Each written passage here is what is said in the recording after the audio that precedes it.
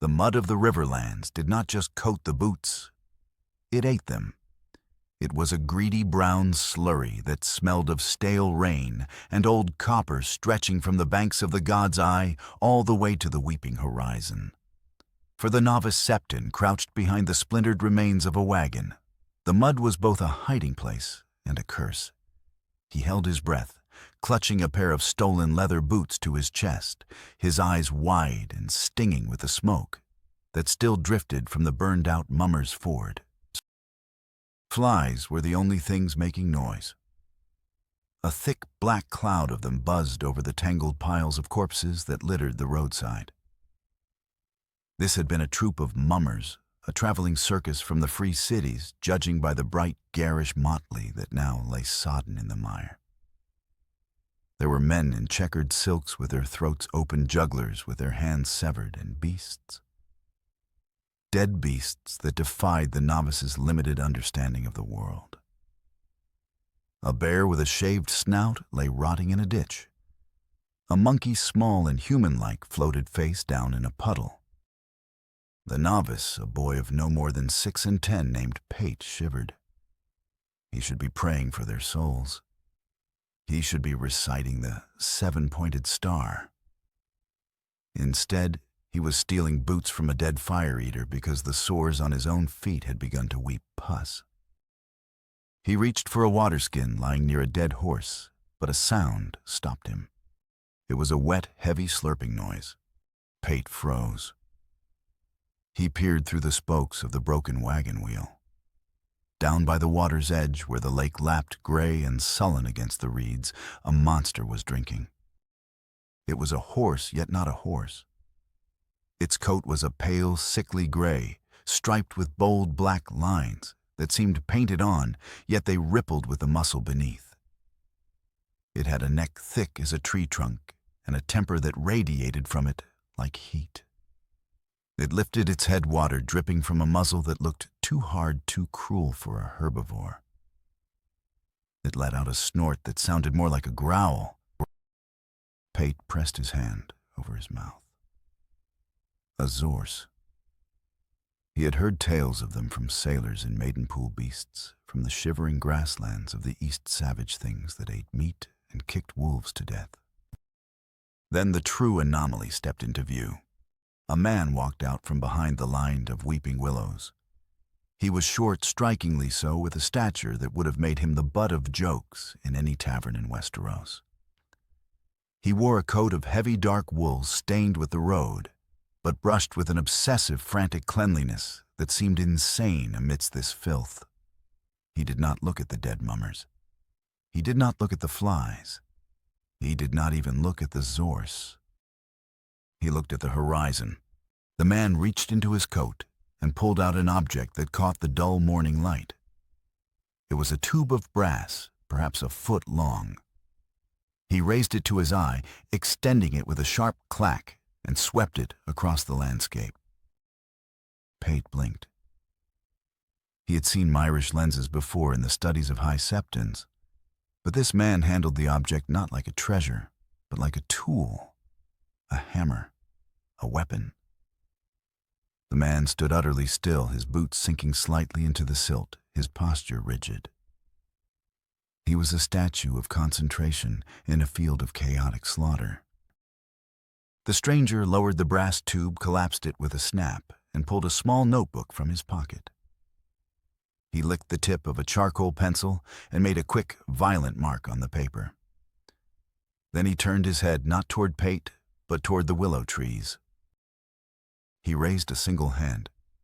2 fingers extended, a sharp chopping motion forward. Silence followed, then movement. 7 men emerged from the trees. They were not knights. They were not soldiers of the devastating hosts of Lannister or Stark. They were the dregs of war sellswords in rusted mail, a brute with a stained leather jerkin, a wiry man with the look of a Lysine poisoner. They looked tired, hungry, and dangerous. But what terrified Pate was not their weapons. It was their silence. Soldiers on the march were noisy creatures. They cursed the mud, they rattled their scabbards, they sang bawdy songs to forget the dying. These men walked with their heads down their jaws, set tight. There was no jingle of loose coin, no clanking of poorly strapped pots. They moved like ghosts who had been forbidden to haunt the living. The short man walked to the zorse. The beast, which had looked ready to bite the face off a lion, lowered its head as the man approached. He did not pet it. He simply checked the girth of the saddle, pulled a strap tighter with a jerk of his wrist, and vaulted onto its back in one fluid motion. He sat high, looking down at his ragtag procession. He did not shout a war cry. He did not speak of glory. He looked at the sun, and then at the mud, and finally at the men. "On," the man said. It was a strange, sharp word. The men took a step. "Deux." They took another. Pate watched paralyzed as the unit moved past his hiding spot. The zorse's hooves squelched in the mud, a rhythmic, terrifying counterpoint to the man's voice. "Un, deux, un, deux." The foreign words were not a song. They were a metronome. They turned the ragged sellswords into parts of a machine, grinding forward, ignoring the dead, ignoring the gold on the corpses, ignoring the novice shivering behind the wheel. They passed him by, leaving him alone with the flies. Pat stayed hidden long after the sound of the un, deux, had faded into the wind, gripping the stolen boots until his knuckles turned white. He had seen lions, and he had seen wolves, but he had never seen a spider weave a web out of men. Napoleon Bonaparte shifted his weight in the saddle, the zorse beneath him, twitching its ears at the biting flies. The animal Zeus, he had decided to call it for it, had the temper of a thunderbolt, was the only creature in this God-forsaken land that seemed to understand the necessity of violence. The men walking behind him were another matter. He did not turn his head to look at them. He did not need to. He could hear the scuffling of their boots in the slurry. 7 men. 7 mercenaries he had salvaged from the chaos of the last skirmish men, who would have cut his throat for the buttons on his coat had he not convinced them that he offered the one thing more valuable than gold survival. 7 men, and none of them were soldiers yet, only habits wrapped in steel. Lisro was the crossbowman and the only one who could translate sense into Westerosi noise. A lysine tongue with a practical mind, staying close enough to catch orders and far enough to survive mistakes. Gorold was the brute, big hands, bigger appetite, a body built for pushing carts and breaking men, and a temper that rose whenever discipline denied him comfort. Jark was the lanky spear who sniffed out silver the way a hound sniffed blood, always half a step from drifting out of formation. The other 4 were the quiet kind, a knife man who never spoke unless he was counting coin, a scarred axeman who laughed too late, a wiry scout who watched tree lines like they were mouths, and a cart hand whose only talent was keeping the garron moving one more miserable mile. And then there was Zeus, the zorse, that should have bolted after the hamlet, but didn't, because Napoleon had taught it the same lesson he taught men: no water without obedience, no feed without cadence, no rest without position. He named the beast Zeus for the way it carried violence in its ribs, like thunder waiting behind cloud. And because in a land of false kings, he preferred a god that struck on schedule. Later, when they stripped the ruined sept and the mill house for anything worth carrying, they dragged a trembling novice named Pate from his hiding place, like one more item pulled from the mud, except this one could read, count, and remember. But survival required order. And order in this feudal cesspit of a kingdom was a foreign concept. Napoleon muttered, keeping the cadence. "Do," he breathed out. His eyes scanned the terrain ahead. The map in his mind was a grid of variables overlapping and shifting with every passing hour. The Riverlands, they called it. A tactical nightmare. Flat, sodden plains intercepted by meandering rivers that flooded without warning.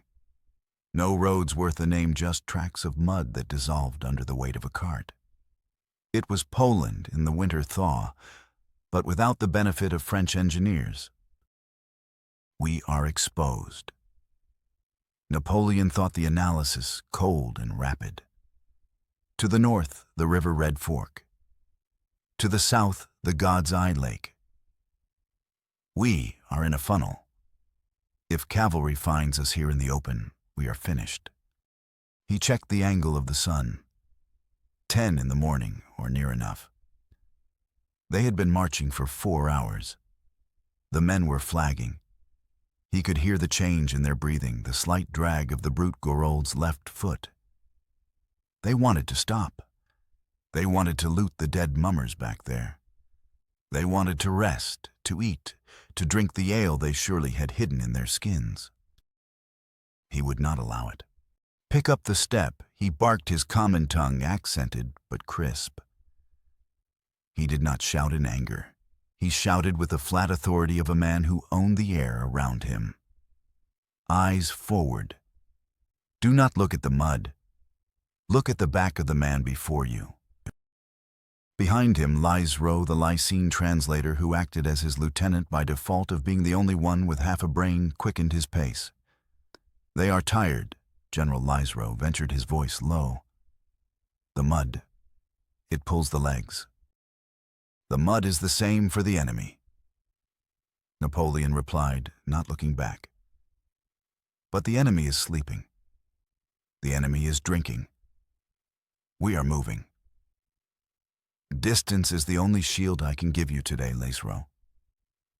Do you wish to trade it for a nap? No, General. Then count. Do? Lysro echoed the words, clumsy on his tongue.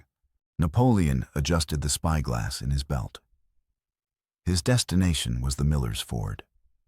It was a choke point, a shallow crossing of a tributary that fed into the lake. If they controlled the ford, they controlled the approach to Harrenhal from the east.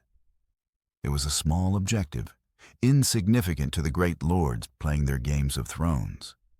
But to a tactician with 7 men, it was the Gibraltar of the Riverlands. If they reached it by sunset, they could fortify the mill.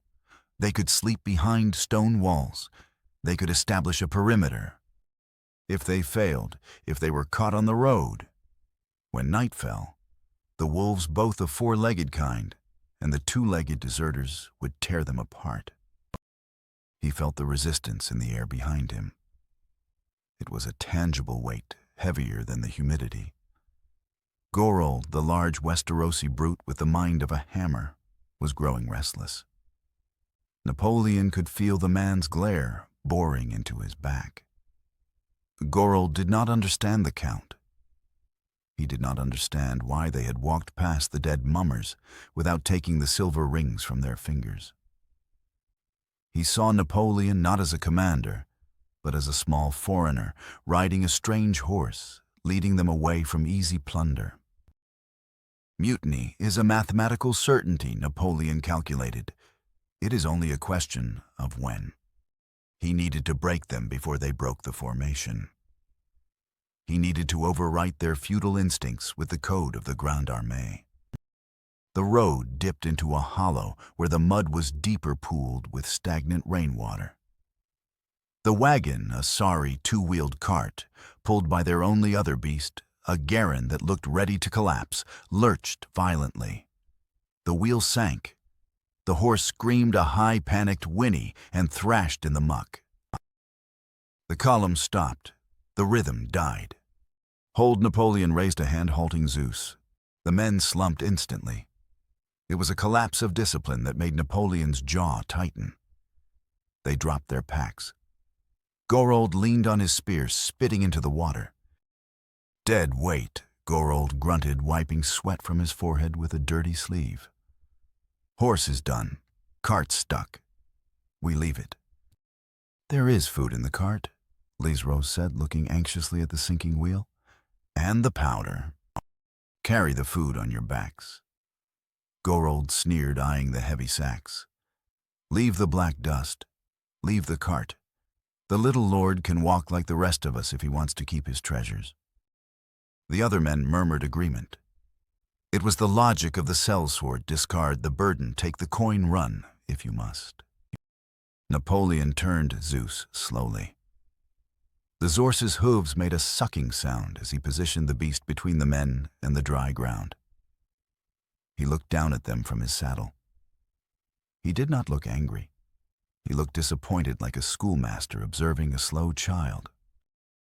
"You think the cart is the burden?" Napoleon asked quietly.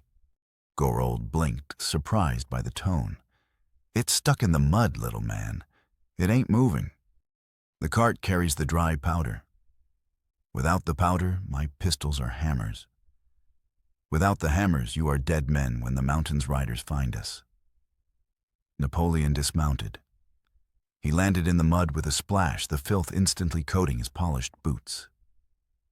He did not flinch. He walked to the cart.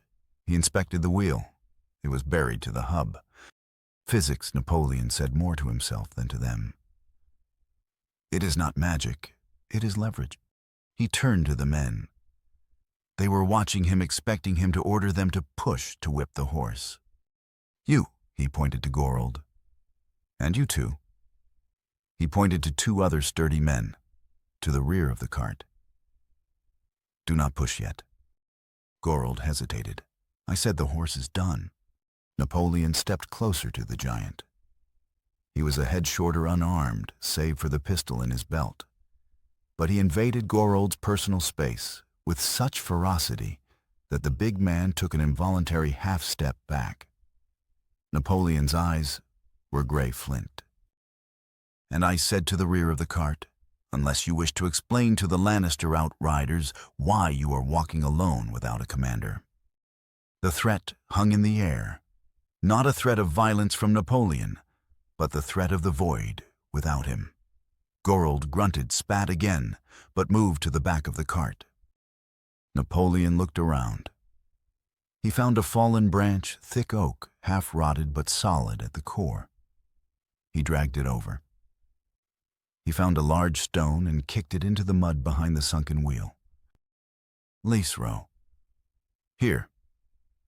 Napoleon positioned the translator at the end of the branch, using the stone as a fulcrum. "When I command you, pull down. Not before." He walked to the front, grabbing the bridle of the panicked Gregor. He stroked the horse's nose, murmuring in French, "Doucement, doucement." The horse's eyes stopped rolling. "Listen to me." Napoleon shouted, his voice cutting through the humid air. "This is not about strength. It is about timing. We are one body, one mind." He looked at Gorold.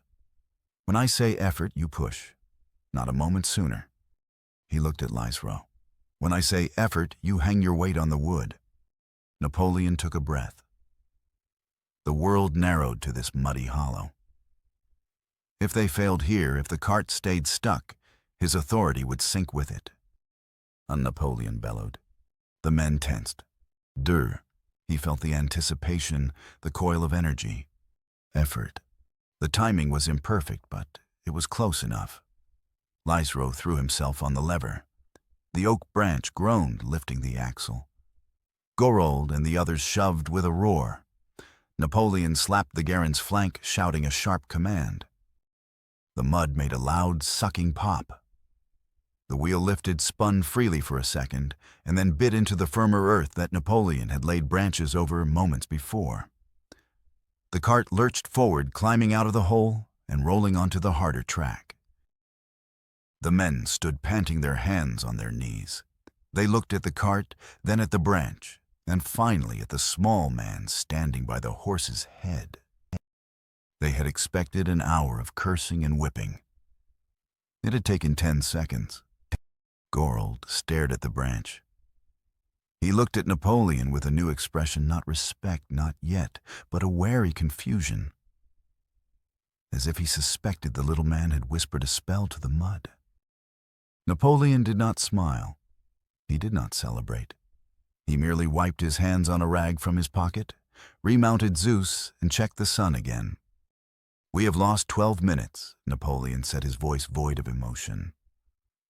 "We will march at a faster cadence to recover them." He looked down at the line of men. Lysro scrambled to his feet, grabbing his pack. "Deux," he shouted, terrified of being left behind. "Un, deux, un, deux." The march resumed. The silence returned, but it was different now. It was heavier. The men were no longer just walking. They were thinking. They were wondering what other impossible things this man could make them do if only they moved when he said effort. But as they marched, the sun began to beat down with a vengeance. The air turned soupy. The adrenaline of the cart rescue faded, replaced by the dull, aching throb of feet in wet boots. Napoleon felt the shift. The victory with the cart was a small capital quickly spent. The interest payments were coming due in sweat and blisters. He kept his eyes on the horizon, watching the tree line for the telltale glimmer of steel. But his mind was on the men behind him. He was driving them hard. Perhaps too hard for men who fought for coin, not glory. But he had no choice. The map in his head showed the red markers of the enemy closing in from the west. Tywin Lannister's foragers, Gregor Clegane's raiders. They were out there, chaos incarnate. To survive chaos, one must become a machine. And machines did not rest until the work was done. Un, deux. He would drag them to Miller's Ford even if he had to carry them on his back. Or bury them in the mud. The sun had become a heavy physical weight on the back of the neck. It was no longer the pale morning star of the Riverlands, but a burning eye that turned the humidity of the God's Eye Lake into a suffocating blanket. The mud previously a soup was beginning to thicken into a glue that clutched at ankles and refused to let go. Un, deux. The rhythm had ceased to be a tool. It was now a torment. Napoleon rode with his back straight, a posture of impossible rigidity that mocked the slouching men behind him. He could hear the change in the acoustic texture of the march. The sharp scuff of boots had dulled to a dragging shuffle. The breathing was no longer synchronized. It was ragged, punctuated by the wet coughs of men who had spent too many nights sleeping in ditches. He checked his pocket watch. It was a silver piece from a life that felt like a fever dream Paris, perhaps, or a campaign tent in Italy. The hands told him they were behind schedule by 18 minutes. The leverage trick with the cart had bought them motion, but it had not bought them speed. Efficiency is dropping. Napoleon noted, his eyes scanning the reed beds for movement. Caloric deficit is setting in. Morale is inversely proportional to the distance from the last meal. He saw a shape in the grass ahead. A wagon overturned. Beside it lay the bloated corpse of a merchant, his silk stained with blood and muck. A chest had been broken open, but the gleam of silver plate was still visible, scattered in the mud like fallen stars. The rhythm behind him faltered. The men slowed. The glint of silver had caught their eyes, brighter than the sun. "Hold up," one of the men muttered, a lanky spearman named Jark.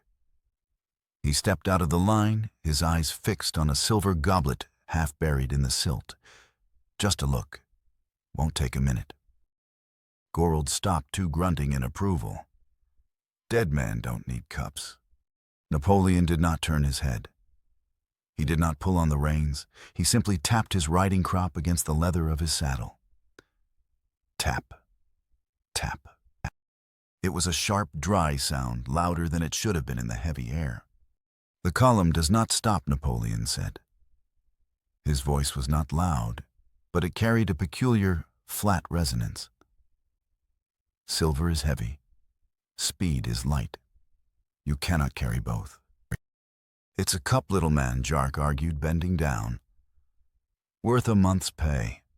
Napoleon wheeled Zeus around. The zorse turned on a dime, its hooves churning the mud. Napoleon looked down at Jark, his face expressionless. "Pick it up," Napoleon said. Jark blinked, confused by the sudden permission. He reached for the goblet. "Pick it up," Napoleon continued, "and you carry it alone. You leave the formation. You leave the protection of the perimeter. You leave the food cart. And when the outriders find you, you can offer them a drink from your silver cup before they gut you."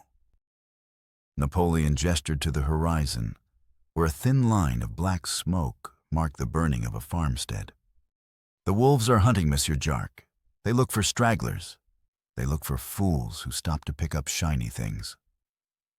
Do you wish to be a rich corpse or a poor survivor?" Jark froze his hand inches from the mud. He looked at the smoke. He looked at the silent, waiting woods.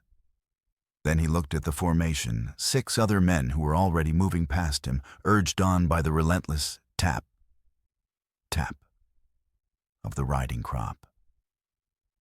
The fear of being left behind, of becoming a singular prey animal in a land of predators, seized him. Jark straightened up, leaving the goblet in the mud. He ran a few steps to catch up, falling back into line. Deux. Napoleon resumed the count. He had won the skirmish, but the war for control was far from over. He could feel the resentment radiating from Gorold like heat from a furnace. The big man was marching, but he was seething. He was a creature of appetite, and his appetites were being denied. Noon brought no relief from the heat, only a brief respite from the motion. Napoleon called a halt in a clearing surrounded by alder trees, their roots engaging in a slow-motion stranglehold with the riverbank. Halt, 15 minutes, ration consumption. The men collapsed where they stood. They dropped their packs and groaned, tearing at the straps of their waterskins. Napoleon dismounted. He did not sit. He walked to the cart, checking the axle he had repaired earlier. It was holding, but the wood was stressed. He patted the Garen's neck, then moved to the supplies.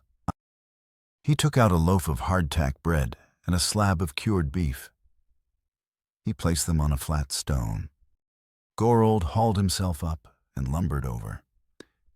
He reached for the largest chunk of beef, his hand like a bare paw. "I'm taking the lion's share," he growled. "I'm twice the size of these runts. I need the meat to push your damn cart." His hand closed around the beef. A riding crop slapped down on his wrist. Hard. Gorold roared, snatching his hand back. He glared at Napoleon, his hand drifting to the hilt of his rusted longsword. "You hit me, little man." "I corrected you," Napoleon said calmly. He drew a small knife from his belt, not a weapon of war, but a tool. He picked up the beef and cut it. 1, 2, 3. 7 pieces. He did not eyeball it. He measured it against the width of his thumb. In this army, Napoleon said, slicing the bread with surgical precision fuel is allocated by function, not by size. We all march the same miles. We all carry the same burden of survival. He pushed a portion towards Gorold. It was exactly the same size as the portion he pushed towards Lisro. "That ain't enough," Gorold spat. "I'm hungry."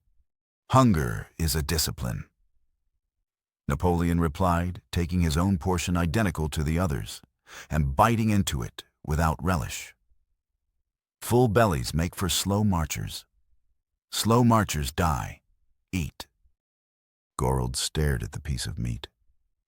It was an insult. It was a challenge. He looked at the other men.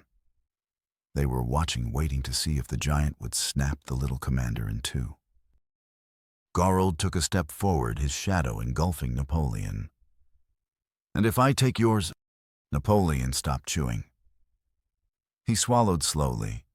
He did not reach for his pistol. He did not reach for his sword. He simply reached out and patted the neck of the zorse standing beside him. Zeus. The beast had been grazing on the reeds, seemingly indifferent. At Napoleon's touch, it snapped its head up. It didn't whinny. It let out a sound that was deep in its chest, a vibrating growl that rattled the ribs of anyone standing near. The zorse stepped forward, placing itself between Napoleon and Gorold. It bared its teeth, flat herbivore teeth, yes, but yellow and massive, capable of crushing a man's skull like a melon. The animal's eyes were wild rolling, with a controlled aggression that mirrored its master's intent. Napoleon looked at Gorold through the crook of the zorse's neck. "Then you will have to discuss the matter with the quartermaster Napoleon," said softly. "He has a very poor temper when regulations are breached." Gorold looked at the zorse. He saw the muscle coiling in its haunches, ready to kick. He saw the lack of fear in the animal. It was unnatural. A horse should shy away from a man of his size. This thing wanted to fight him. The brute backed down. He snatched his portion of meat from the rock, grumbling curses under his breath, and stalked off to eat alone by a rotting log. The other men exhaled. They came forward, taking their shares with murmured thanks, glancing at the zorse with newfound respect. They realized then that the hierarchy was not man over man. It was Napoleon and the beast over everyone else. The crisis, when it finally arrived, came not from the mud or the enemy, but from the wind. It was late afternoon. The shadows were lengthening, stretching across the road like bars of a prison cell. They were 2 miles from the Miller's Ford. The deadline of sunset was tight, a noose slowly tightening around the mission. Then the wind shifted. It carried a scent that stopped the men in their tracks. Wood smoke, roasted pork, and the unmistakable yeasty tang of ale. An inn. It sat off the road, a ramshackle structure of timber and thatch that had somehow escaped the torching that had leveled the rest of the countryside. A sign creaked on rusty hinges, the sow's belly. The rhythm of the march disintegrated instantly. Ale breathed the man named Jark. His eyes glazed over. "By the 7, I can smell it." Gorold stopped. He dropped the handle of the cart. The vehicle slammed into the mud. "We stop," Gorold announced. It wasn't a question. He turned his heavy body toward the inn. "I'm done walking. My boots are full of blood. My belly is empty. We drink." "We do not stop," Napoleon said. He sat atop Zeus, blocking the path to the inn. "We are 2 miles from the objective. We reach the ford. We fortify. Then we rest." "Screw your ford," Gorold snarled. The smell of the roasting meat had snapped the last thread of his patience. "I'm going to that inn. I'm going to drink until I piss froth. Anyone who wants to live like a man comes with me." He stepped off the road. Jark followed, then 2 others, 4 men, more than half the force. They walked toward the inn, their backs to Napoleon. This was the moment, the mathematical pivot point. If they entered that door, they were lost. They would get drunk. They would fall asleep. The Lannister scouting parties, attracted by the noise and the smoke, would descend on them in the night.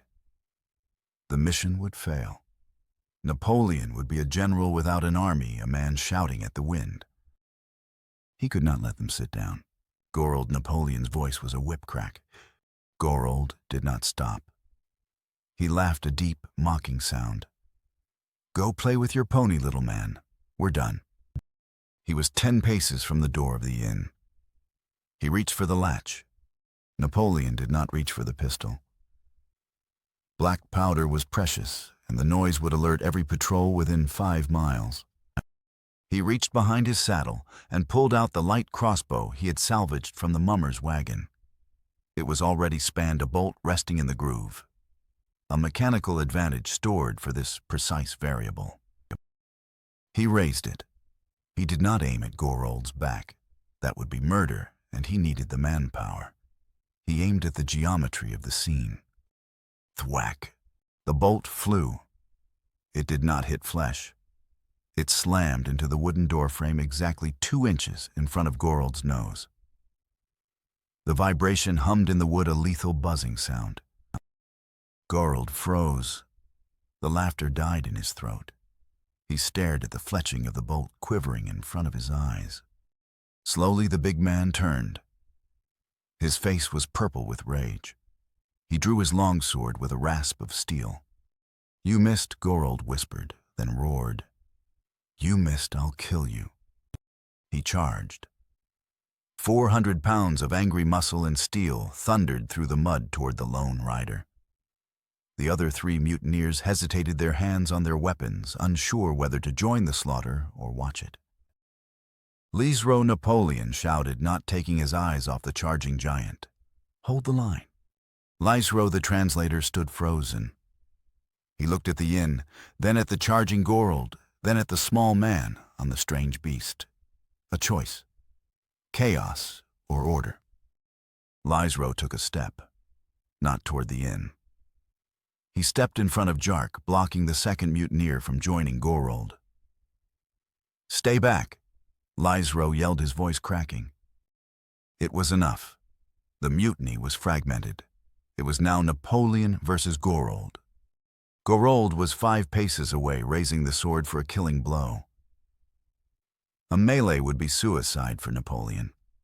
He had a dagger and a riding crop against a longsword. He had something else. Napoleon tightened his knees. Zeus? The zorse did not need a command. It felt the shift in balance. As Gorold entered the strike zone, the zorse reared up, not to flee, but to fight. It brought its front hooves down with the force of a pile driver. They did not hit Gorold. They hit the deep puddle of sludge directly in front of him. Splat! A wall of thick, blinding mud erupted upwards, a brown geyser that slammed into Gorold's face. The brute was blinded instantly. He sputtered, wiping at his eyes, his momentum broken, his sword swing going wide and clumsy. Napoleon did not wait. He spurred Zeus forward. The beast shoulder-checked the blinded giant, knocking him off balance. Gorold stumbled, flailing, and fell heavily onto his back in the muck. Before Gorold could wipe the filth from his eyes, a weight settled on his chest. Napoleon had vaulted from the saddle. He pinned Gorold down his knee, driving into the man's sternum with crushing force. The cold steel of a dagger pressed against the soft flesh under Gorold's jaw. The world went silent. The only sound was Gorold's heaving breath and the dripping of mud. Napoleon leaned in close. His face was inches from the giant's. He did not look like a man in a rage. He looked like a surgeon who had found a tumor. The ale Napoleon whispered, his voice, calm, intimate, terrifying. "Is it worth your throat?" Gorold froze. He could feel the point of the knife breaking the skin. He blinked the mud from his eyes and looked up. He expected to see fear or anger. He saw only a gray, icy calculation. He realized with a jolt of primal terror that this man would kill him not out of hate but out of necessity. He would cut his throat and check his watch immediately after. Gorold croaked. Napoleon pressed the knife a fraction harder. A single bead of blood welled up, mixing with the mud on Gorold's neck. "The sun is setting," Napoleon said. "We have a schedule. Do we walk or do you bleed?" The choice was absolute. There was no bargaining. Gorold's hand opened. His sword fell into the mud with a dull thud. "Walk," Gorold gasped. "We walk." Napoleon held the gaze for 1 second longer, an eternity. Then he stood up. He sheathed the dagger in one fluid motion. He did not offer a hand to help Gorold up. He turned his back on the man, exposing his neck, a display of ultimate dominance. He walked back to Zeus and mounted. "Formation," Napoleon commanded. "Double time. We have lost valuable light." The 3 men by the inn door stared. They looked at the warm glow of the windows. then at Gorold, dragging himself out of the mud defeated and broken. They looked at the small commander, who had just brought a giant to his knees, without drawing a sword. Silently, they picked up their packs. They turned their backs on the beer. Napoleon said. "Do," the men replied, their voices unified, trembling slightly. From the bushes near the inn, a pair of eyes watched. Pate the novice Septon clutched his stolen boots to his chest. He had seen knights fight for honor. He had seen bandits fight for gold. But he had never seen a man fight with time itself. He watched the group move away, the strange rhythmic chant fading into the twilight. Deux. They left the inn behind a warm island in a sea of coming dark. And as they marched, the men fell into step, not out of duty but out of a terrifying realization, and the little man was more dangerous than the dark. The Miller's Ford was not a fortress. It was a wound in the earth, where the rivers swollen by the autumn rains bled into the God's Eye Lake. As the sun finally surrendered to the western hills, painting the sky in bruises of purple and charcoal, Napoleon surveyed his prize. It was a tactical disaster. The ford itself was a wide gravel-bottomed crossing, shallow enough for a horse to wade without swimming, but deep enough to slow an infantryman to a crawl. On the far bank, the south bank from which the enemy would come, the ground was flat, firm, and painfully open. Perfect for cavalry. A squadron of knights could form up there, build momentum, and smash across the water like a hammer through wet parchment. On the north bank, where Napoleon stood the mill. It was a skeletal ruin of black timber and moss, its great water wheel jammed with debris, groaning softly in the current. The roof had collapsed long ago, leaving jagged rafters that pointed at the sky like broken ribs. "It's a shithole." Gorold grunted, dropping his pack into the mud. The giant rubbed his neck where the prick of Napoleon's dagger still stung. "Roof leaks. Walls are rotten. We marched double time for this." Napoleon ignored him. He was not looking at the rot. He was looking at the geometry. He dismounted, handing Zeus's reins to Lysro. "Hold him. Do not let him drink from the stagnant pools. Only the running water." Napoleon walked to the river's edge. His boots sank into the clay. He took out his spyglass, though the light was failing, and swept the southern bank. He was measuring distances. From the tree line to the water, 400 paces. From the water to the mill, 60 paces. Time to cross 40 seconds for heavy horse at a trot. 20 at a gallop. The water drag reduces velocity by 30%. He turned to look at the mill. It sat on a slight rise, perhaps 6 feet above the water level. A small elevation, but in war 6 feet was the difference between a target and a rampart. "We cannot defend the river," Napoleon muttered to himself. "We do not have the frontage." General Lysro asked, his voice nervous. The translator was looking at the darkening woods behind them, imagining wolves.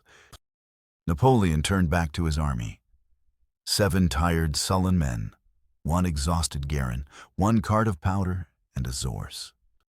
"If we fight at the water's edge, they will flank us." Napoleon addressed them, his voice cutting through the sound of the river. "If we hide in the mill, they will burn us out. We must dictate the terms of the engagement." He walked to the cart. "Get the shovels." The men groaned. Digging Jark complained, "We've walked 10 leagues. My hands are raw." Napoleon looked at Jark. He didn't threaten him this time. He simply pointed to the southern bank. "In 6 hours, perhaps 8, a scouting party of the mountain's men will reach that tree line. They will be mounted.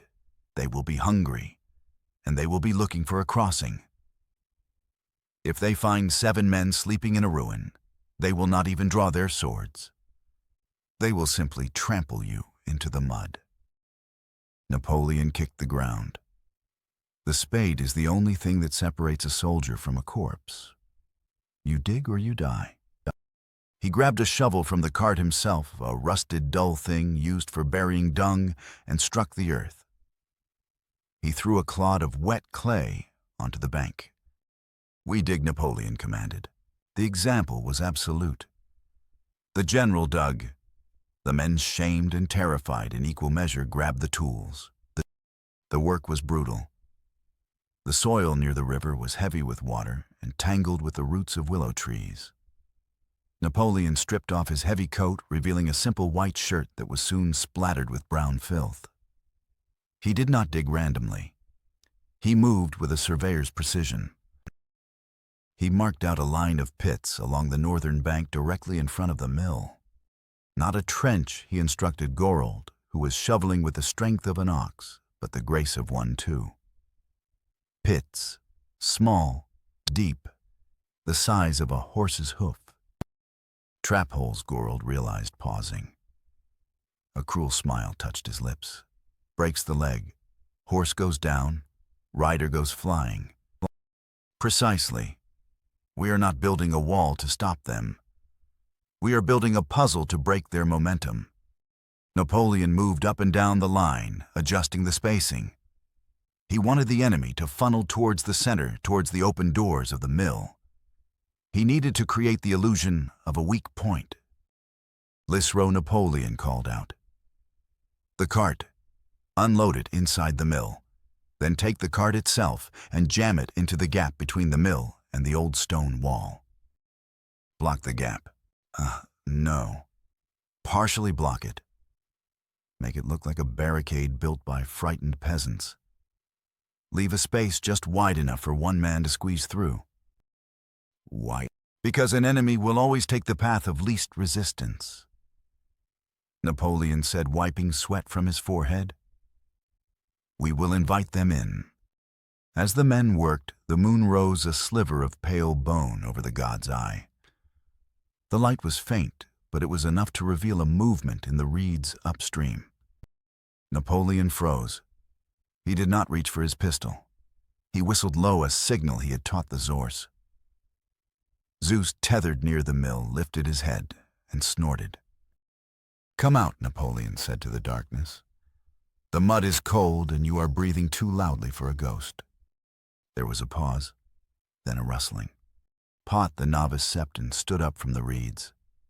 He was covered in slime, clutching his stolen boots, trembling so hard his teeth clicked. He had followed them for miles, terrified of being left behind, terrified of being caught. Gorold roared, dropping his shovel. "A spy, I knew it." He lunged for the boy. "Halt," Napoleon's voice snapped. Gorold stopped, looking back. "He's a rat, General. Probably scouting for the bandits." Napoleon walked over to the boy. Pot shrank back, expecting a blow. He looked up into the gray eyes of the small commander. "You are the one from the wagon," Napoleon said. It wasn't a question. "You have been tracking us since the mummers' camp." I had nowhere else to go," Pate stammered. "The lions, they killed the brothers. Napoleon looked him up and down. Skinny, weak, terrified, useless in a melee. "Can you read?" Napoleon asked. Pate blinked. Yes. I was a novice of the Citadel, before I ran." "Can you count?" "Yes." "Good." Napoleon turned to the cart. "You are now the chief of logistics. We have 3 sacks of grain, 2 kegs of powder, and 7 flasks of oil. You will inventory every ounce. If a single grain is missing, you will answer to me." Pot stared at him. He had expected death. He had been given a job. "Go," Napoleon pointed to the mill. "Count." The boy scrambled toward the ruin, clutching his boots like a lifeline. General Lisro whispered, "He is a child. Another mouth to feed." "He is a witness," Napoleon corrected softly. "And an army requires a record.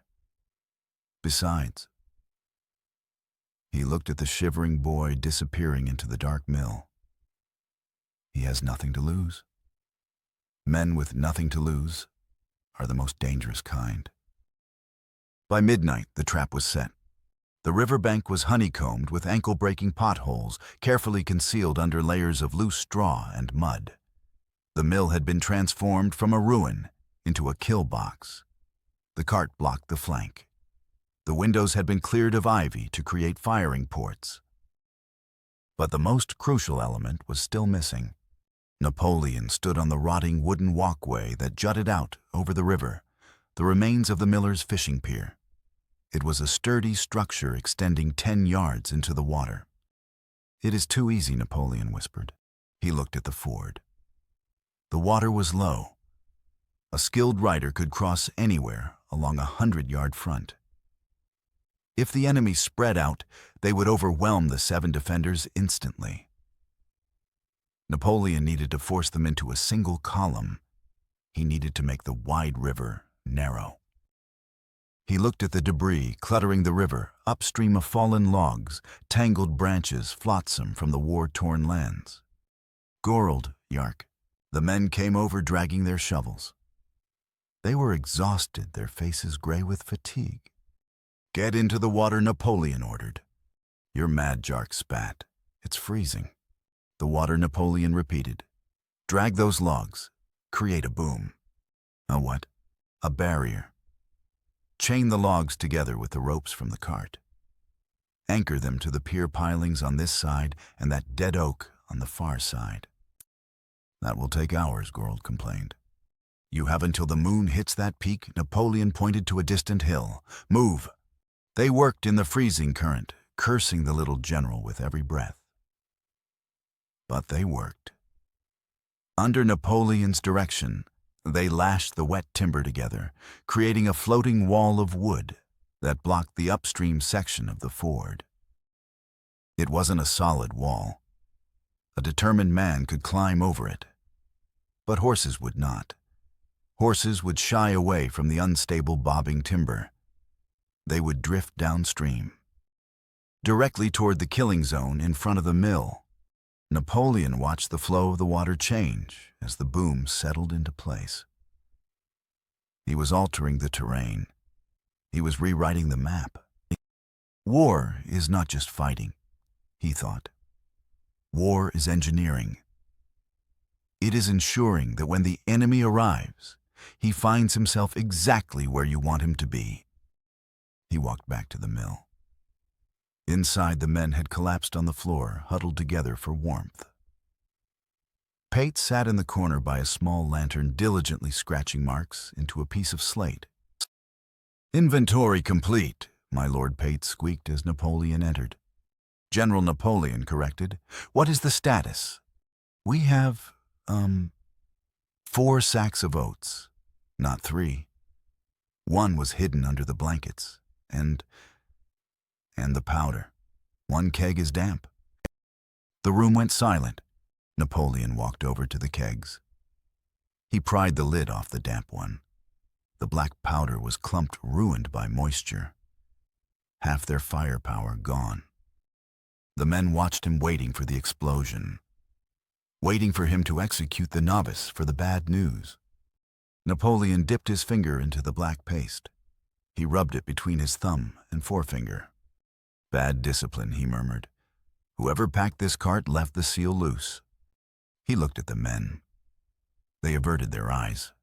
"No matter," Napoleon said, wiping his hand. "Wet powder does not shoot, but it still burns if the heat is high enough. We will not use it for the muskets." He turned to Liesro. "Take the damp keg. Pack the paste into the empty wineskins. All of them." "What are we making, General?" "Grenades," Napoleon said. "Primitive ones, but loud." He looked around the room. The men were broken. They needed sleep, but he could not let them sleep yet. He needed to bind them to this place. "One last thing," Napoleon said. He walked to the center of the room where the mill's grinding stone lay, a massive wheel of granite. "This position is our home. We do not retreat. To retreat is to die in the open." He pulled out his pistol. He checked the prime. "There is a wooden bridge across the sluice gate behind the mill," Napoleon said. "It is our only way out to the north. We keep it clear in case we need to run." Jark said, nodding. "No," Napoleon said. "Burn it." Silence. "Burn the bridge?" Lisro asked, his voice trembling. "General, if we burn the bridge, we are trapped here, with the river in front and the sluice behind." "Exactly," Napoleon said. "When a man knows he has no retreat, he fights with the ferocity of a trapped rat. I want you to be rats." He tossed a flint and steel to Jark. "Burn it." Jark hesitated. He looked at Gorold. The big man was staring at Napoleon with a strange expression. Fear, yes, but also awe. The sheer audacity of the order to lock themselves in a cage with the enemy approaching was something out of a saga. Gorold stood up. He took the flint from Jark. "I'll do it," Gorold rumbled. "If we're going to die, I want the bastards to know we stayed." Gorold walked out the back. Minutes later, the orange glow of flames licked the night sky. The bridge crackled and fell into the sluice water with a hiss. They were committed. There was no way back. Napoleon climbed the ladder to the upper loft of the mill. It was precarious, the floorboards rotting, but it offered a view of the southern bank. He sat by the window, wrapping his coat tight against the chill. He did not sleep. He placed the spyglass on the sill. He placed his notebook beside it. He waited. The night was full of sounds. The rush of the river, the crackle of the dying fire from the bridge, the snoring of the men below. Then he saw it, a flicker, 3 miles to the south in the deep black of the tree line. A spark, then another.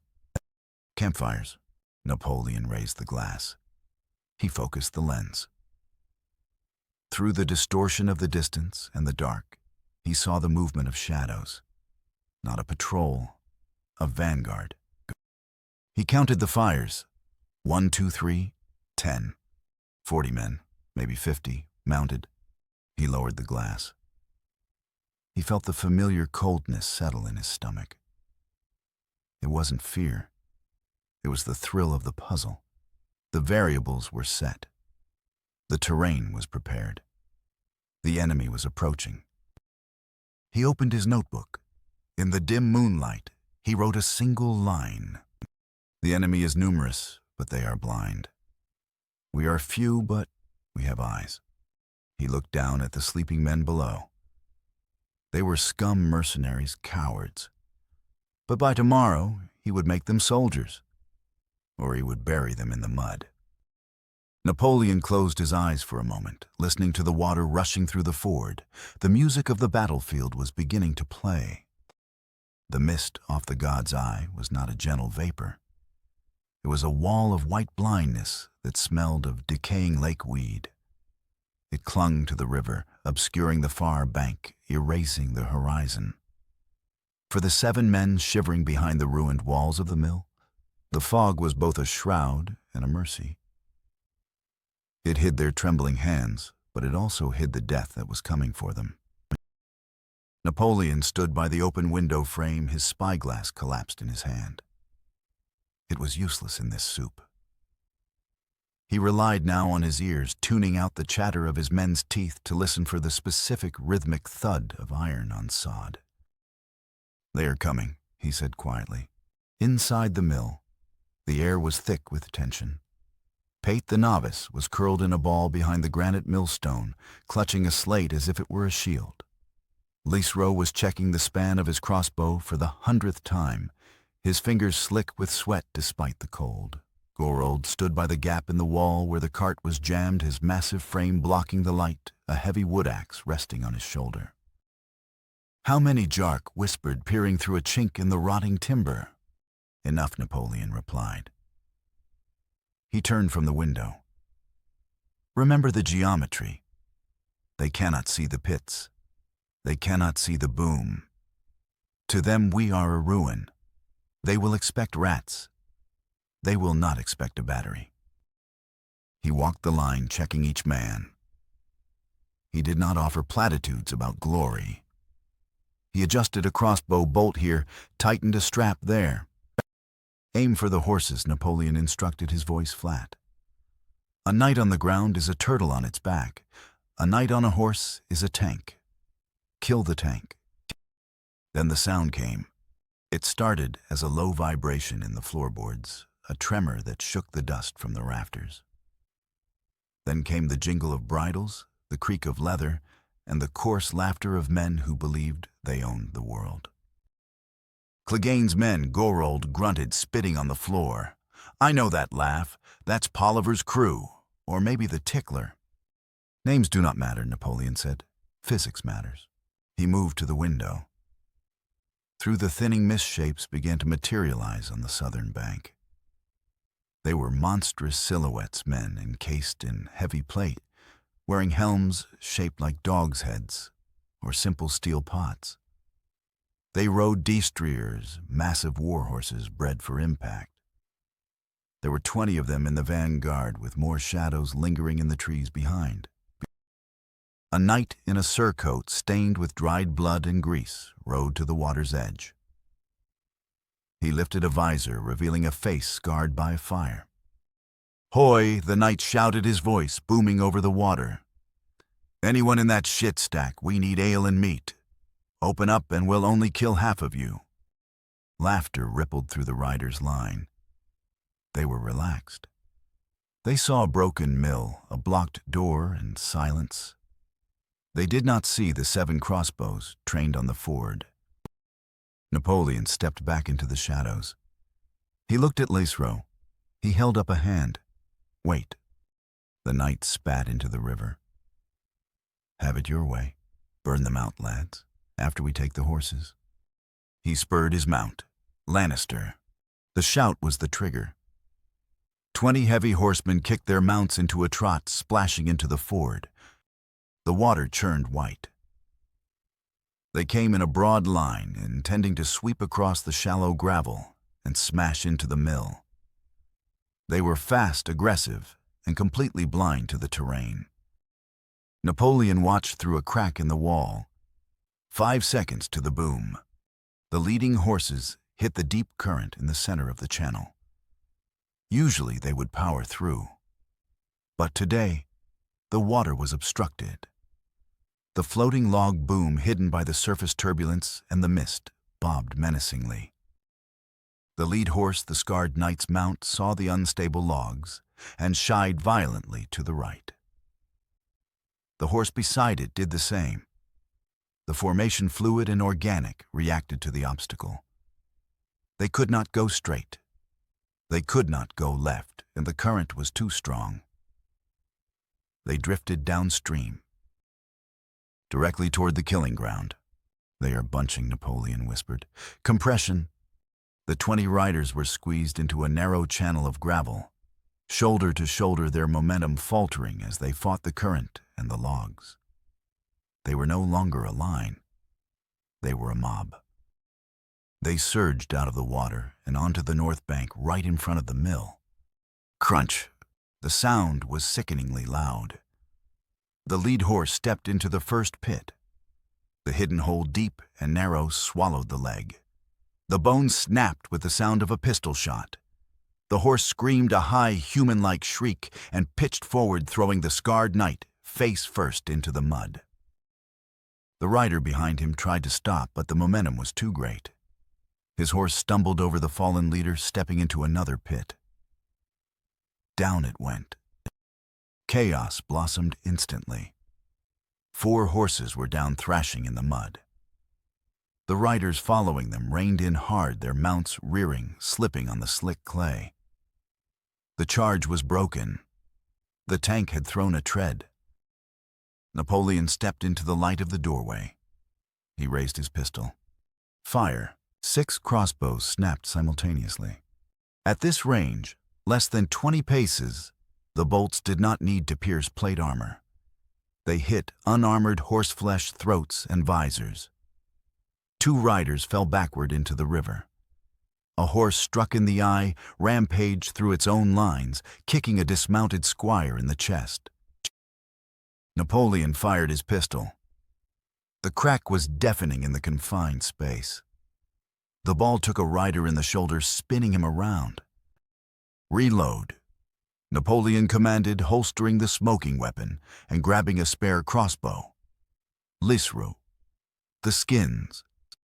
Lisro, pale as a sheet, grabbed the wineskins filled with the wet powder paste. He had jammed primitive fuses, strips of oil-soaked rag, into the necks. He lit them from the lantern. They sputtered, sparking angrily. Throw.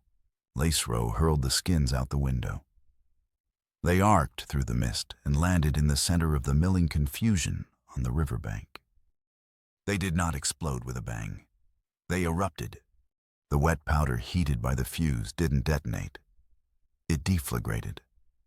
Thick, choking clouds of sulfurous yellow smoke billowed out, accompanied by hissing jets of flame. It was a hellish, unnatural fire.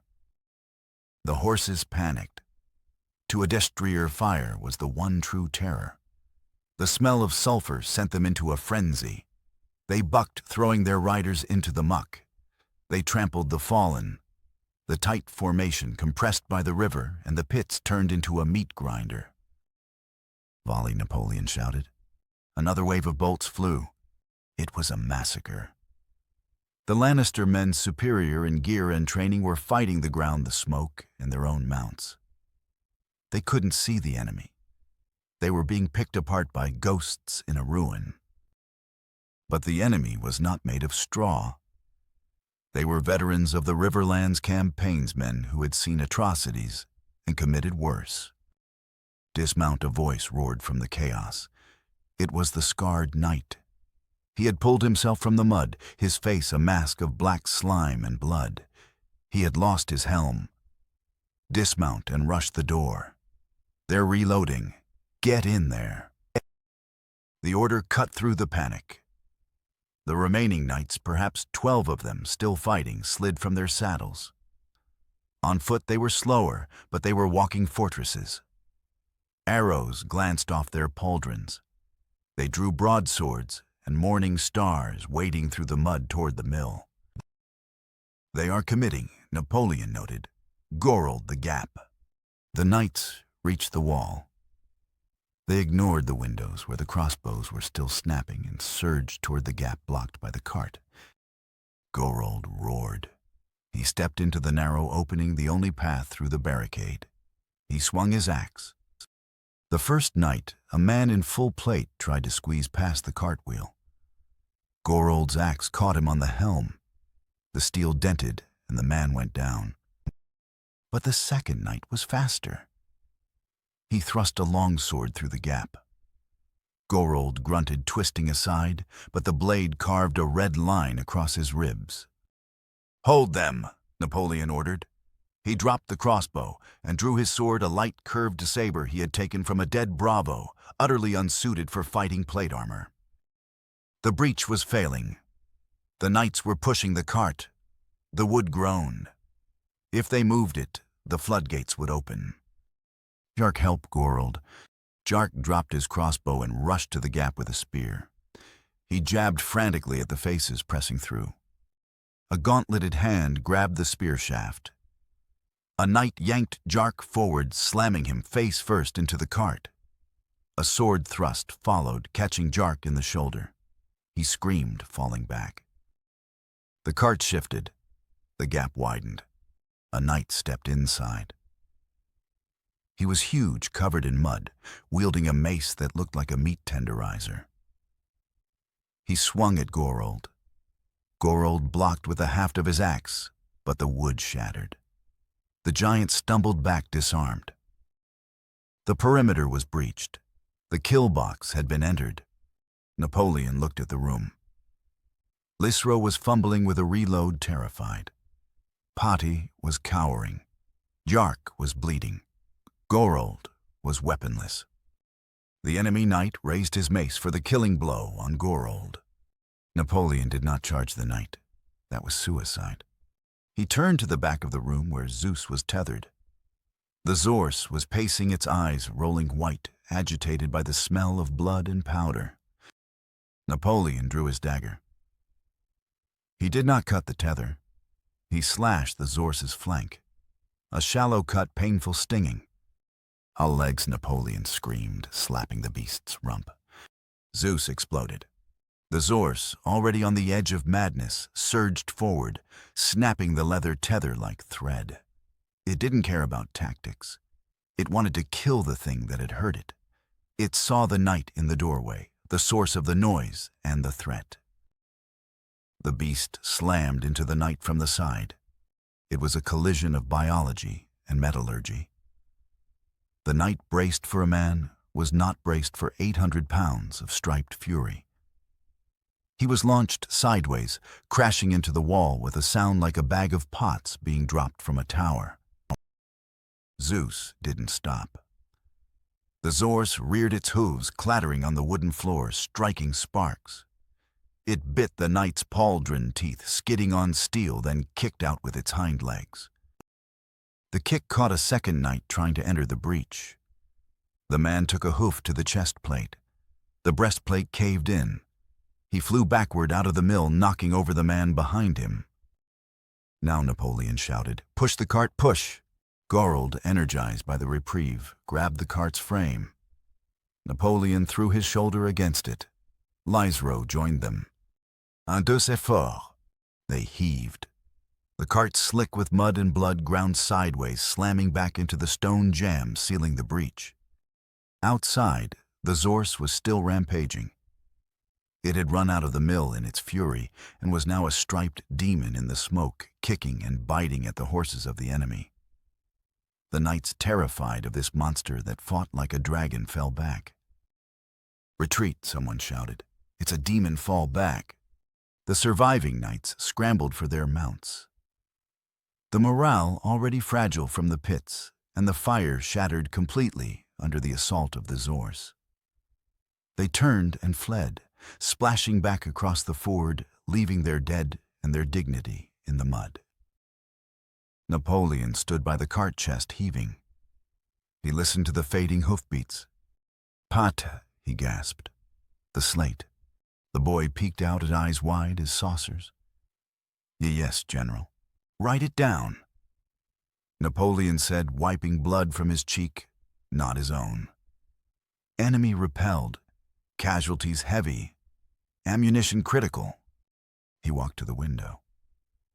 The zorse was standing on the riverbank chest, heaving steam rising from its striped coat. It was chewing on something, a pennant ripped from a lance. Napoleon whistled, a sharp two-note command. Zeus's ears twitched. The beast spat out the cloth and turned, trotting back toward the mill, stepping delicately over the body of a knight whose neck was twisted at an unnatural angle. Napoleon watched the animal return. He felt a strange kinship with it. It was not a noble steed. It was a bastard creature, ill-tempered and violent. But it won. Gorold was sitting against the wall, clutching his bruised ribs. He looked at the dead knight inside the room, the one Zeus had smashed. "You cut the beast," Gorold wheezed. "I saw you. You cut your own horse to make it fight." Napoleon sheathed his dagger. He looked at Gorold, his eyes cold and hard as the millstone. "I applied a stimulus," Napoleon said. "Pain is a vector. I directed it at the enemy." He walked over to Jark, who was groaning on the floor. Napoleon inspected the shoulder wound. Deep but not arterial. "Bind it," he ordered Liserow. "Boil wine. Sear it." He returned to the window. The sun was beginning to crack the horizon, a gray watery light, filtering through the mist. The view outside was a butcher's yard. 7 dead horses, 5 dead men. The mud was red. They had won the first engagement. They had held the ford. But Napoleon knew the truth. This was a probe. The scarred knight would report back. He would say they were not just bandits. He would say they were dug in. He would say they had a demon. The next wave would not be 20 men. It would be 100. And they would bring archers. "Check the dead Napoleon," commanded his voice, devoid of victory. "Take their boots. Take their swords. Take their cloaks. And if they have food, take that too." He picked up a heavy crossbow from the floor, one dropped by a fleeing knight. It was fine Lannister's steel, far better than their rusted gear. "The enemy has kindly resupplied us," Napoleon muttered. He looked south toward the unseen army gathering in the distance. He had bought time. Now he had to spend it. "Gorald," Napoleon said without turning. "Aye, the bridge we burned. Can we rebuild a walkway? A single plank?" Gorald frowned. "Thought you said no retreat." "The situation has changed," Napoleon said, watching the mist swirl over the corpses. "We have stung the bear. Now we must decide whether to wait for the claws or hunt the cub." He turned back to the room. "Prepare the men. We do not sleep today." The dawn did not bring warmth. It brought flies. They descended on the miller's ford in buzzing black clouds, drawn by the rich copper scent of blood that soaked the riverbank. The mist had lifted, revealing the grotesque tableau of the night's work. 7 dead horses lay half submerged in the mud, their bellies already bloating in the humidity. 5 men in Lannister crimson lay among them, and their armor stripped their bodies pale and shrunken in death. Napoleon stood on the wooden walkway, watching the harvest. It was a necessary ugliness. His men were down there knee-deep in the muck, stripping the dead with a fervor they had never shown for marching. "Boots," Jark shouted, holding up a pair of sturdy leather riding boots peeled from a dead squire. "Real calfskin. Fits me like a glove." "Check the lining." Napoleon called down his voice, cutting through the celebration. Soldiers hide coin in the soles, and maps. He did not join them. He was cleaning his pistol, disassembling the lock with a small screwdriver he had fashioned from a belt buckle. His hands were steady, but his mind was racing. A tactical victory, Napoleon assessed. A strategic cul-de-sac. They had held the ford. They had repelled a superior force. But in doing so, they had announced their presence to the world. They were no longer a smudge on the map. They were a pinprick, and empires Napoleon knew did not tolerate pinpricks. They swatted them. Pate sat beside him on the walkway, the slate trembling in his hands. The boy was staring at the corpse of the scarred knight, whose head was now missing its helm and half its face. "Add it to the ledger," Napoleon said gently, snapping the pistol back together. 5 enemy combatants confirmed. 7 horses neutralized. Recovered assets: 3 broadswords, 2 daggers, 1 mace, 4 serviceable cuirasses. And a ring," Pate whispered. Jark found a gold ring with a ruby. He put it in his pocket. Napoleon nodded. "Let him keep it. A soldier needs a vice. If he thinks he is rich, he will fight to protect his wealth." Below them, Gorald was dragging a body by the heels, heaving it into the main current to be washed downstream. The big man was moving with a stiffness that betrayed his cracked ribs, but he was grinning. He looked up at Napoleon, wiped a bloody hand on his tunic, and gave a nod. It wasn't a salute Gorald didn't know how to salute, but it was an acknowledgement. The little man had delivered the violence he promised. General Lysro's voice came from the south bank. The translator was perched on a rock holding the spyglass Napoleon had lent him. Rider approaching from the wood line. Napoleon stood up instantly. Formation dropped the loot, weapons to hand. The men scrambled. The greed vanished, replaced by the muscle memory of fear. They grabbed their scavenged swords and crossbows, rushing to the barricades. "How many?" Napoleon demanded, moving to the window. One, Lysro called back, his voice puzzled. "Just one. He carries a banner, rainbow stripes." A peace banner Pate said surprised, the faith's colors. A parley Napoleon corrected. He adjusted his coat, brushing a speck of dried mud from the lapel. They want to talk. This is good. It means they are confused. He turned to the room. The men were tense, ready to kill. Hold your fire, Napoleon ordered. If he wanted to attack, he would not come alone. If he wanted to sneak, he would not carry a flag. He wants to measure us. He looked at Gorold. Stand by the door. Look big. Do not speak. If he asks who is in charge, you point to me. But you do not look at me. You look at him as if you are deciding which part of him to eat. Gorold grunted, resting his scavenged mace on his shoulder. I can do that. Lysro with me. You translate, but do not translate everything. If he insults me, you soften it. If I threaten him, you sharpen it. Napoleon walked out onto the walkway, descending the ladder to the muddy bank. He did not draw his weapon. He clasped his hands behind his back and walked to the edge of the ford, waiting. The rider approached slowly. He was not a knight. He was a slight man in a doublet of fine green velvet, strangely clean amidst the filth. He rode a palfrey, a traveling horse, not a destrier. He stopped 10 paces into the water, the current swirling around his horse's fetlocks. The man looked at the dead bodies washing against the log boom. He took a handkerchief perfumed with lavender and pressed it to his nose. Then he looked at the mill. He saw the grim faces of the mercenaries and the blocked door, the zorse grazing on the bank with dried blood on its muzzle. Finally, his eyes landed on Napoleon. He blinked. He clearly didn't know what to make of the short man in the gray coat standing amidst the giants. I seek the commander of this garrison, the rider said. His voice was high-cultured with the lilt of the Westerlands. Lysro stepped forward. He speaks. He asks for the commander.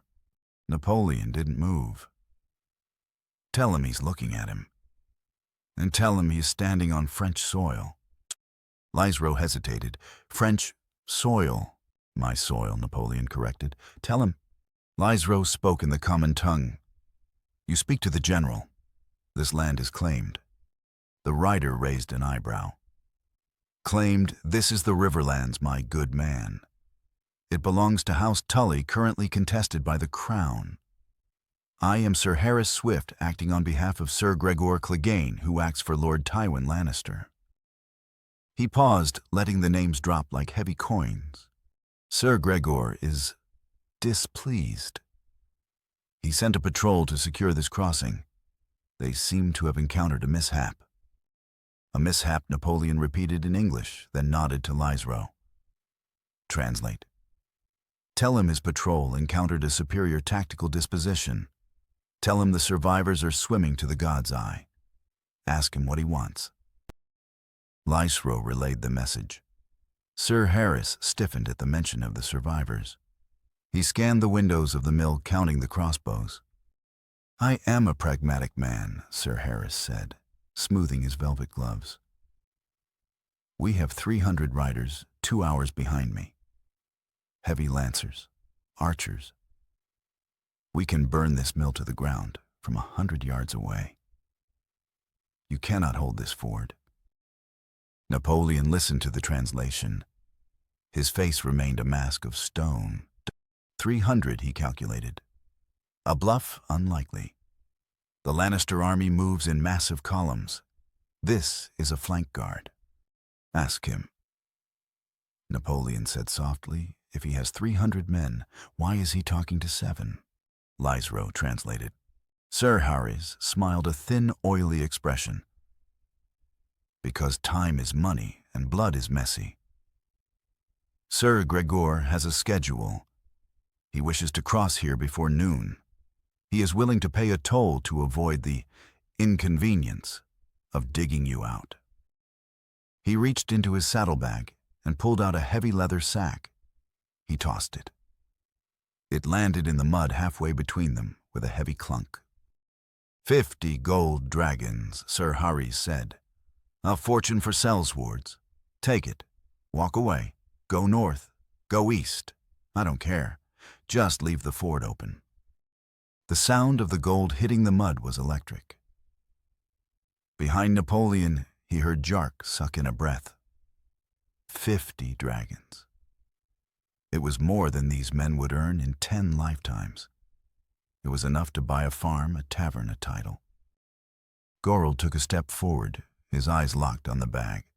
Napoleon did not look at the bag. He looked at Sir Harris. He is lying, Napoleon realized. Not about the money. The money is real. He is lying about the 300 men. If he had 300 men, he would have ridden over us already. He is the vanguard. The main force is delayed. He needs this crossing now because he is exposed. Napoleon raised a hand, stopping Gregor in his tracks. Liesro Napoleon said, his voice hard. Tell him the price is wrong. General Liesro whispered 50 dragons. We can leave. We can live like kings in Pentos. Tell him, Napoleon hissed, or I will shoot you myself. Liesro swallowed. He turned to the rider. The general says, it is not enough. Sir Harris frowned. Greedy. Very well. 70. No, Napoleon said, stepping forward. He walked right up to the bag of gold. He kicked it. It slid back into the water. Tell him I do not want his yellow metal. I want information. Sir Harris looked at the sinking bag, then at Napoleon. The amusement was gone. Information. I want the location of Lord Tywin's main host, Napoleon said. I want the disposition of the Stark forces on the Green Fork. And I want a letter of safe passage signed by Sir Gregor himself. Liesro translated, his voice trembling. Sir Harris laughed. It was a cold, incredulous sound. You are mad. You are a bandit in the mud, and you make demands like a High Lord Tywin Lannister is at the crossroads. Robb Stark is marching into a trap. And the only thing Sir Gregor signs is a death warrant. He leaned forward. You have 1 hour? If you are not gone, we will flay the skin from your living bodies. We will feed your little pony to the hounds, and we will keep the gold. Sir Harris wheeled his horse around. He did not wait for an answer. He splashed back across the ford, his back stiff with aristocratic contempt. The silence he left behind was heavier than the mist. Napoleon stood watching him go. He had the information he needed. Tywin at the crossroads. Stark marching into a trap. The strategic map in his head lit up with new vectors. He turned around. His men were staring at him. And they were angry. Gregor walked down the bank, his mace dragging in the mud. He stopped inches from Napoleon. The gold bag was submerged, but visible under the water. You kicked it, Gregor rumbled. His face was dark with fury. 50 dragons. We could have gone. And been run down by his outriders a mile down the road. Napoleon said calmly. You think he would let witnesses live. You think a man like that pays a toll to rats and lets them scurry away. I don't care, Jark shouted from the mill. It was gold. It was bait. Napoleon roared, his voice suddenly exploding, startling them all. He offered you a meal before the slaughter. He does not have 300 men. He has 50, maybe 60. But he is desperate. He needs this crossing because the Starks are pushing him.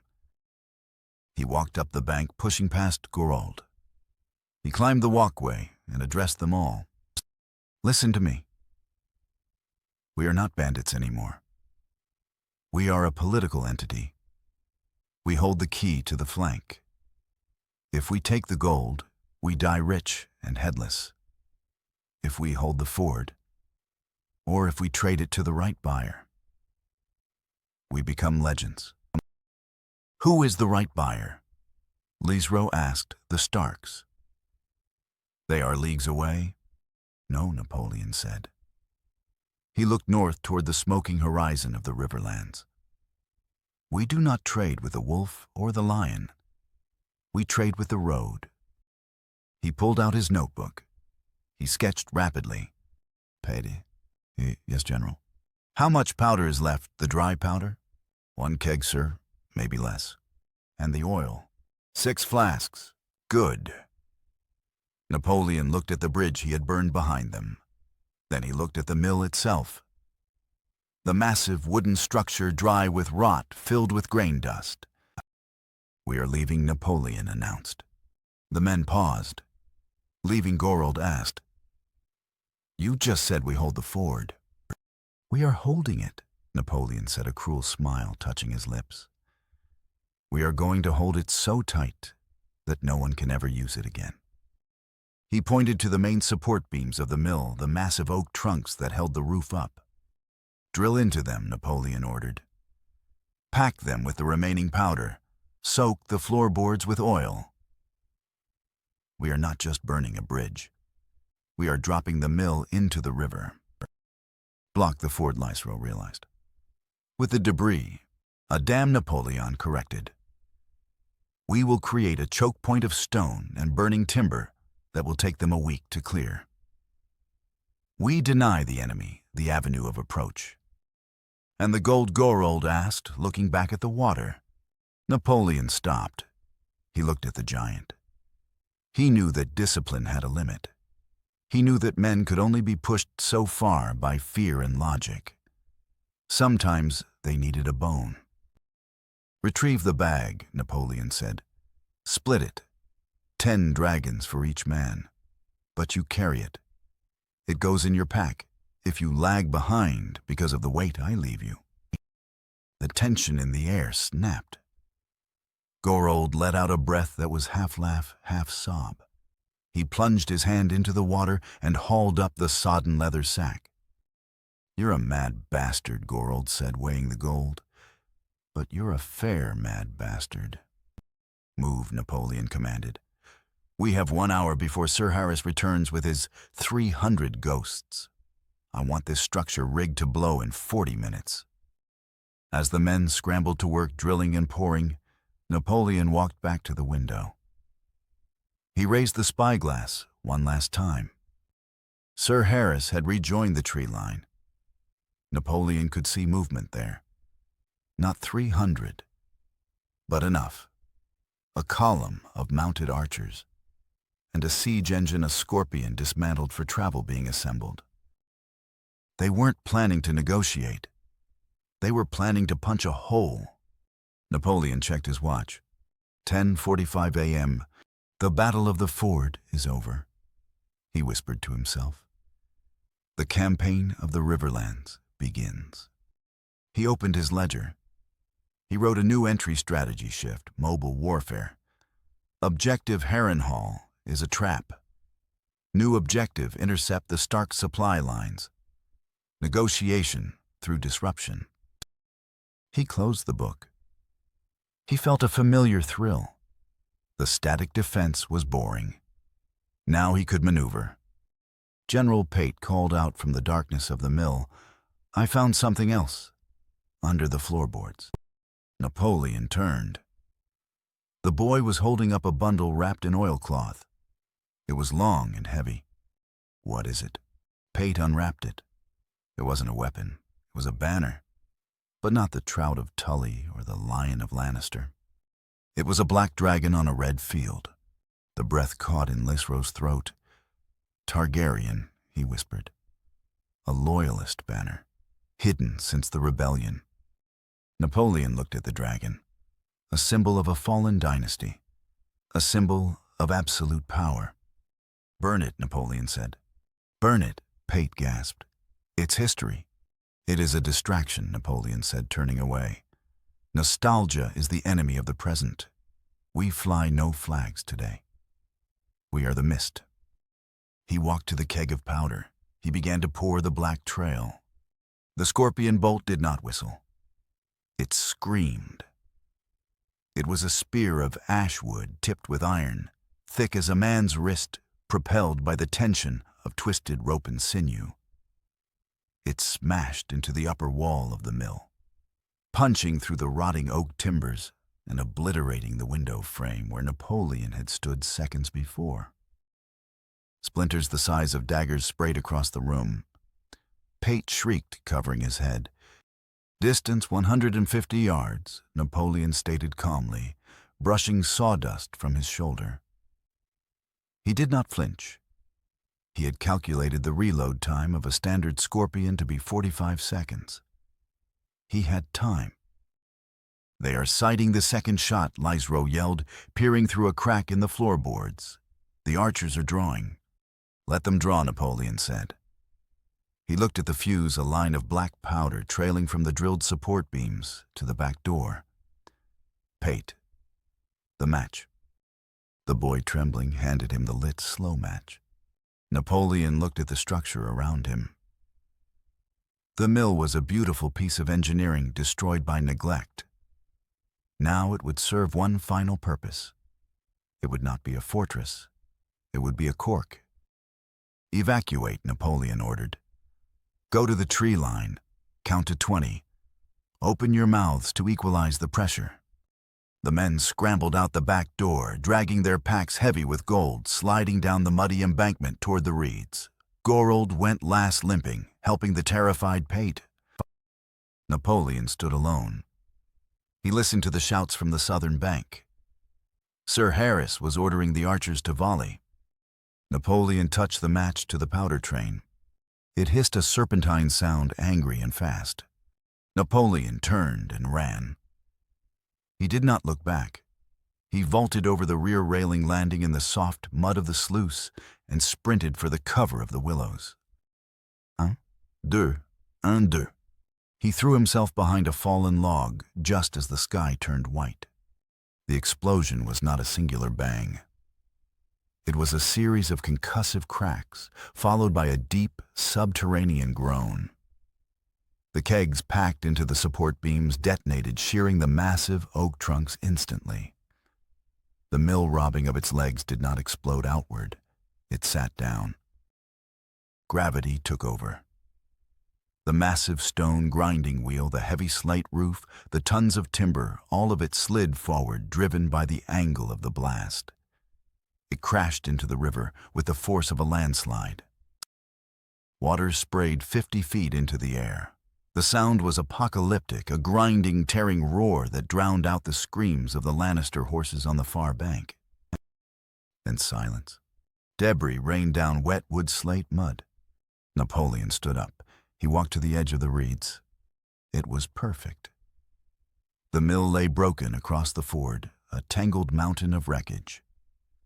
The river blocked was already beginning to pool and swirl, rising rapidly, turning the shallow crossing into a churning, impassable rapid, filled with jagged timber. "The road is closed," Napoleon whispered. He turned to his men. They were staring at the destruction mouths agape. They had expected a fire. He had given them a geological event. "Do not celebrate," Napoleon commanded, checking his watch. "We have bought time, not safety. Sir Harris will send riders to the upper crossing at the stone hedge. We have 6 hours before they flank us. Move." The retreat was a grueling test of the load versus velocity equation. The men were energized by the gold in their packs, but the weight was a relentless tax on their stamina. 10 dragons was heavy. The adrenaline of the explosion faded, replaced by the reality of the march. They moved northeast, skirting the edge of the God's Eye, heading toward the deep woods of the Kingswood periphery. Napoleon kept the pace punishing. He rode Zeus, but he did not spare the beast. He pushed the zorse through brambles and streams, forcing the men to keep up or be lost. By early afternoon, the terrain changed. The firm ground of the riverbank gave way to the soft, spongy earth of the marshes. The trees grew closer together, their branches draped in gray moss that hung like funeral shrouds. The air was still and smelled of rotting vegetation. "We are slowing down," Napoleon noted. He watched Gorold.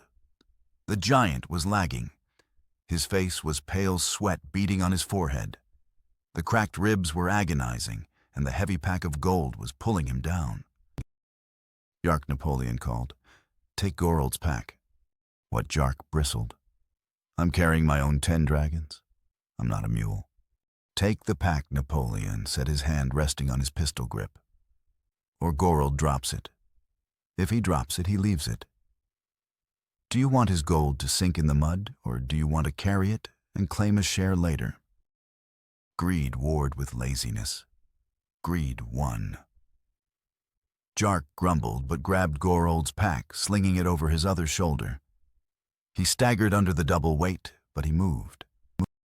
Gorold looked at Napoleon with glazed eyes. "I can carry it." "Save your breath for walking." Napoleon cut him off. Suddenly, Zeus stopped. The zorse's ears swiveled backward. The animal let out a low, vibrating growl, its skin shivering. Napoleon raised a hand. "Halt." The men froze. "What is it?" Lazero whispered. "Listen." Silence. Just the buzzing of insects and the drip of water. Then a sound drifted through the trees. Distant. Melancholic. Terrifying. "Aru, oh, the baying of hounds." Dogs, Pate squeaked. "They have dogs." "Not dogs," Gorold wheezed, leaning against a tree. "Trackers. Sir Gregor keeps a kennel. Bastard girls, he calls them. They can smell a drop of blood from a mile away." Napoleon's eyes narrowed. Blood. He looked at Gorold's side. The bandage Lysro had applied was soaked through. A steady, slow drip of red was leaving a trail on the moss. "We are leaking data," Napoleon murmured. Leave me." Gorold said, his voice rough. "I'm done. I'll sit here. Take a few of them with me when they get close." "No," Napoleon said instantly. "I slow you down," Gorold argued. "That's your logic, isn't it? Efficiency?" "My logic is that I have invested resources in you," Napoleon said coldly. "You are an asset. I do not discard assets until they are fully depreciated." He looked at the map in his head.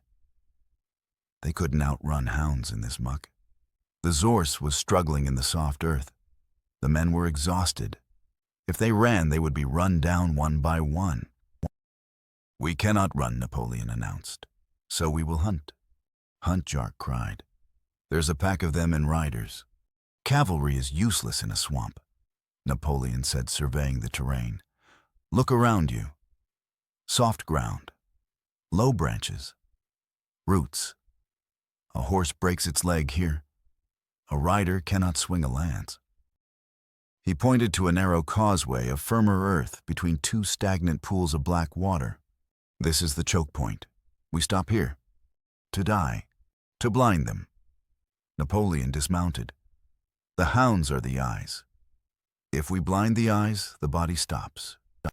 He turned to the cart. No, the cart was gone. He turned to the packs. "Lysro, the oil flasks, all of them. General, pour them on the ground. Here, across the path. But the ground is wet. It won't burn." "I do not want fire," Napoleon said, his mind working furiously. "I want chemistry. Oil masks, scent. It disrupts the olfactory reception." He grabbed a flask and smashed it on a rock. The pungent smell of lamp oil filled the air. He splashed it over the trail, over the mud, over the blood droplets. "Pate," Napoleon ordered. "Take your shirt off." My shirt." "Do it, and yours, Jark, and Gorold." He took their sweaty, filthy tunics. He tied them into a bundle. "Jark, you are the fastest. Run 300 paces that way." He pointed west away from their true path. "Drag this bundle. Make a trail. Then circle back through the water. Do not touch the ground if you can help it." "A false trail," Jark grinned. "I can do that. Go. You have 5 minutes." As Jark sprinted off, Napoleon turned to the remaining men. "Gorold, you have the crossbow. Sit behind that root ball. You are the anvil. And you, I am the hammer. Napoleon led Zeus into the thickest part of the brush, waist-deep in the ferns. He mounted the beast. He checked his pistols. He had 2 shots, one in the belt, one in the saddle holster. The baying grew louder, closer, the frantic yipping of dogs that have found the scent. Napoleon waited. He felt the familiar cold clarity. The world narrowed to the sights of his pistol. They will come fast, he analyzed. The hounds first, then the huntsmen, then the knights. The brush crashed. 3 huge dogs burst into the clearing. They were mastiffs, black and scarred, wearing spiked collars. They hit the oil patch and skidded, sneezing, confused by the chemical stench. They milled about, whining, losing the blood trail. Then one of them caught the scent of the false trail Jark had laid to the west. It barked a deep booming sound and turned left. "Hold," Napoleon whispered. A rider burst through the trees. It wasn't a knight. It was the huntsman, a lean man in leather armor, carrying a long whip and a horn. He saw the dogs turning west. He raised the horn to his lips to signal the main force behind him. Target acquired. Napoleon squeezed his knees. Zeus lunged out of the ferns. The huntsman's horse shied, startled by the sudden appearance of the striped beast. The huntsman lowered the horn, reaching for his sword. Too late. Napoleon fired. Crack. The ball struck the huntsman in the chest. He flew backward out of the saddle, the horn tumbling into the mud. The dogs turned. They saw the zorse. In the wild, the zorse was prey. But in this confined, chaotic space, with the smell of powder and blood, Zeus was a nightmare.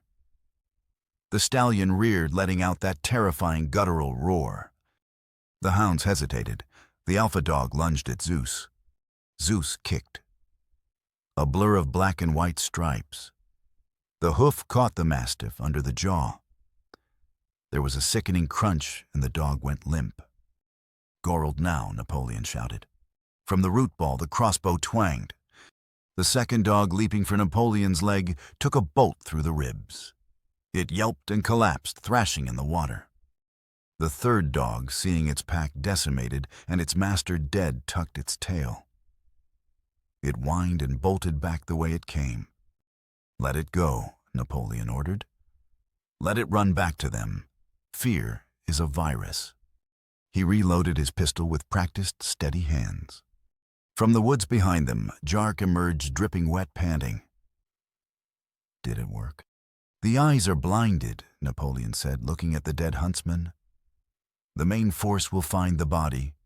They will see the dead dogs. They will hear the survivor whining." He rode over to the huntsman's corpse. He leaned down and snatched the leather satchel from the body.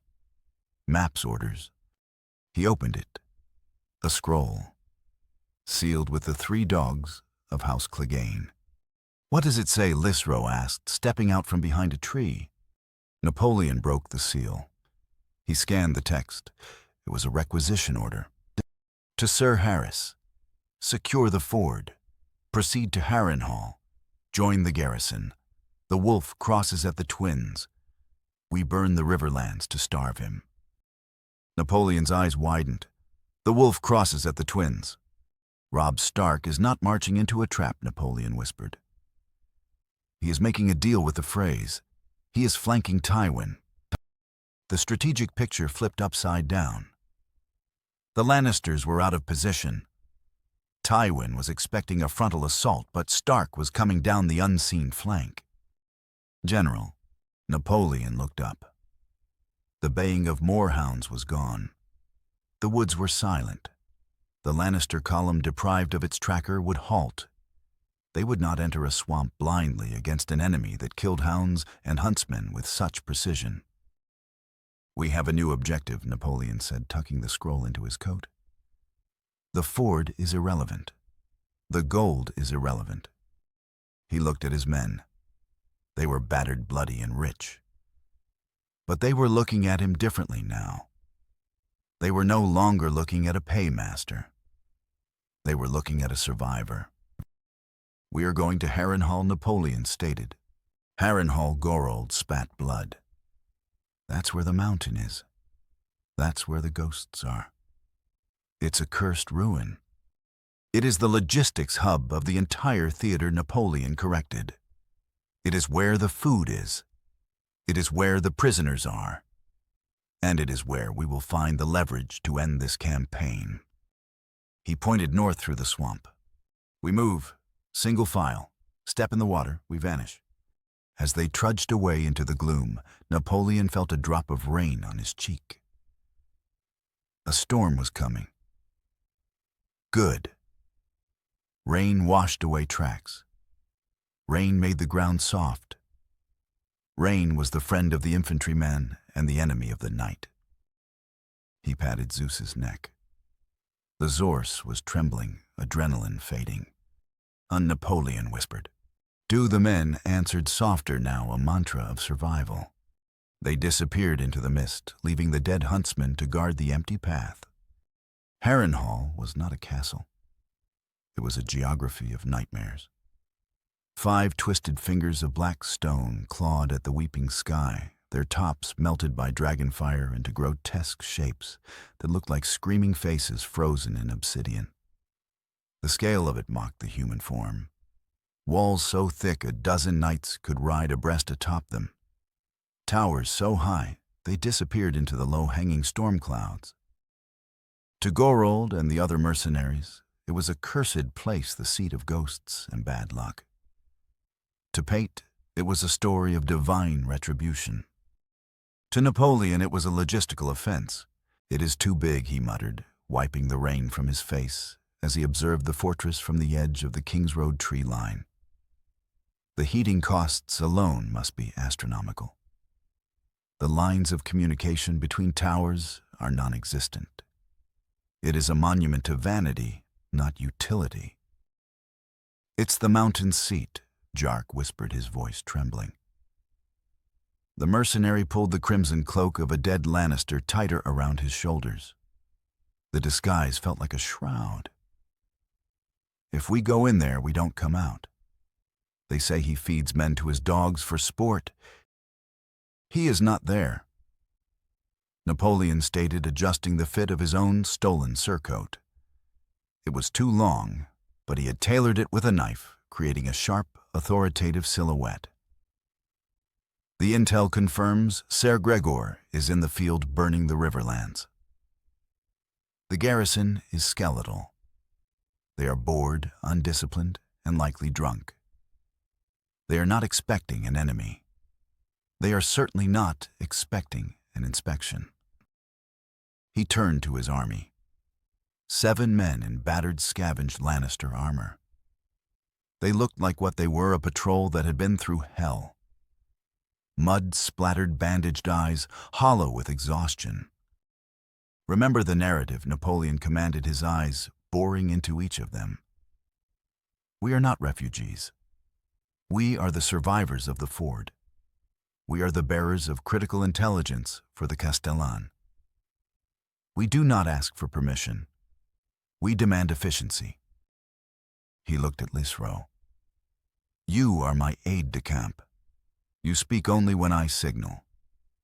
Gorold, you are the sergeant. You growl at anyone who comes too close to the secure documents." He pointed to the leather satchel now filled with blank parchment and the one stolen requisition order. "And the beast Lisro asked, eyeing Zeus. The zorse was a problem. It was too distinctive." Napoleon patted the animal's wet neck.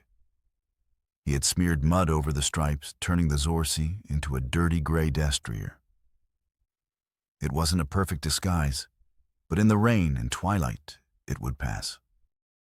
"The beast is a trophy," Napoleon said. "Captured from the mummers. It adds to our legend. Now form up. Columns of 2. March as if you own the pavement." Napoleon whispered. "Do," the men breathed. They stepped out of the trees and onto the great causeway. The main gate of Harrenhal was a gaping maw. the portcullis raised like rusty iron teeth. There were guards, 2 men in ill-fitting mail leaning against spears sharing a wineskin under the shelter of the archway. They straightened up as the column approached. They saw the crimson cloaks, the battered armor, the grim faces. They saw a patrol returning from the slaughter. "Halt," one guard called out, though his voice lacked conviction. "Who goes?" Napoleon did not halt. He rode straight toward them, Zeus's hooves clattering loudly on the stone. He stopped the beast so close to the guard that the man had to step back into the rain. Napoleon looked down. He said nothing. He simply stared at the guard's unpolished boots, and then at the wine stain on his tunic, then at the rusty spear tip. The inspection was withering. "Lysro," Napoleon said, his voice bored. Lysro stepped forward. "Report." The guard blinked. "Report, we're on gate duty. Who are you?" "This is Colonel Bonaparte." Lysro lied smoothly, using the rank Napoleon had invented for himself in this world. "Special envoy from Lord Tywin at the crossroads. We have ridden 3 days without sleep to bring orders to the Castellan. And we find the gate open." Napoleon let out a sharp sigh of disgust. He pulled a notebook from his pocket and scribbled something violently. "Name," Lysro demanded of the guard. Paul, the guard, stammered, terrified by the notebook. "But we weren't told of any envoy."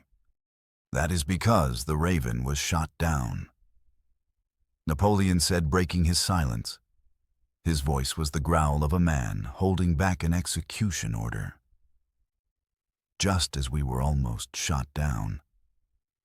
The Starks are crossing the Trident Soldier, and you are drinking wine." The lie was planted. The fear took root instantly. The Stark's Paul went pale. "Open the inner bailey," Napoleon commanded, kicking Zeus forward. "And if I see one more unpolished boot, I will have you reassigned to latrine duty in Casterly Rock." The guards scrambled. They didn't check the papers. They didn't check the faces. They saw authority, they heard bad news, and they obeyed. The colonel swept past them, his ragged retinue following in lockstep. Inside, Harrenhal was a city of misery. The flowstone yard was a sea of mud crowded with tense wagons and weeping prisoners. Northmen in chains huddled by the walls. Servants scurried like rats, heads down, avoiding the gaze of the Lannister soldiers who lounged on crates, gambling and sharpening knives. It was chaos. It was inefficient. It was exactly as Napoleon had predicted. "Don't look at the prisoners," Napoleon hissed to Gorold, who was eyeing a group of chained men with sympathy. "We are not liberators. Not yet. We are logistics." He scanned the layout. He identified the keep, the armory, and the massive round structure that smelled of grain and hops. The Tower of Dread now used as a silo. "Target acquired," Napoleon whispered. "The granary." He steered his column through the muck, ignoring the jeers and calls of the idle soldiers. He rode straight to the entrance of the granary tower. A steward, a rat-faced man with a chain of keys, stood by the door, tallying sacks of flour. This was Wheeze. Napoleon recognized the type immediately, the petty bureaucrat who thrived on small cruelties. Napoleon dismounted. He walked up to Wheeze and snatched the clipboard from his hands. "Hey," Wheeze squeaked. "That's mine. Who do you think?" Napoleon handed the clipboard to Pate. "Audit this.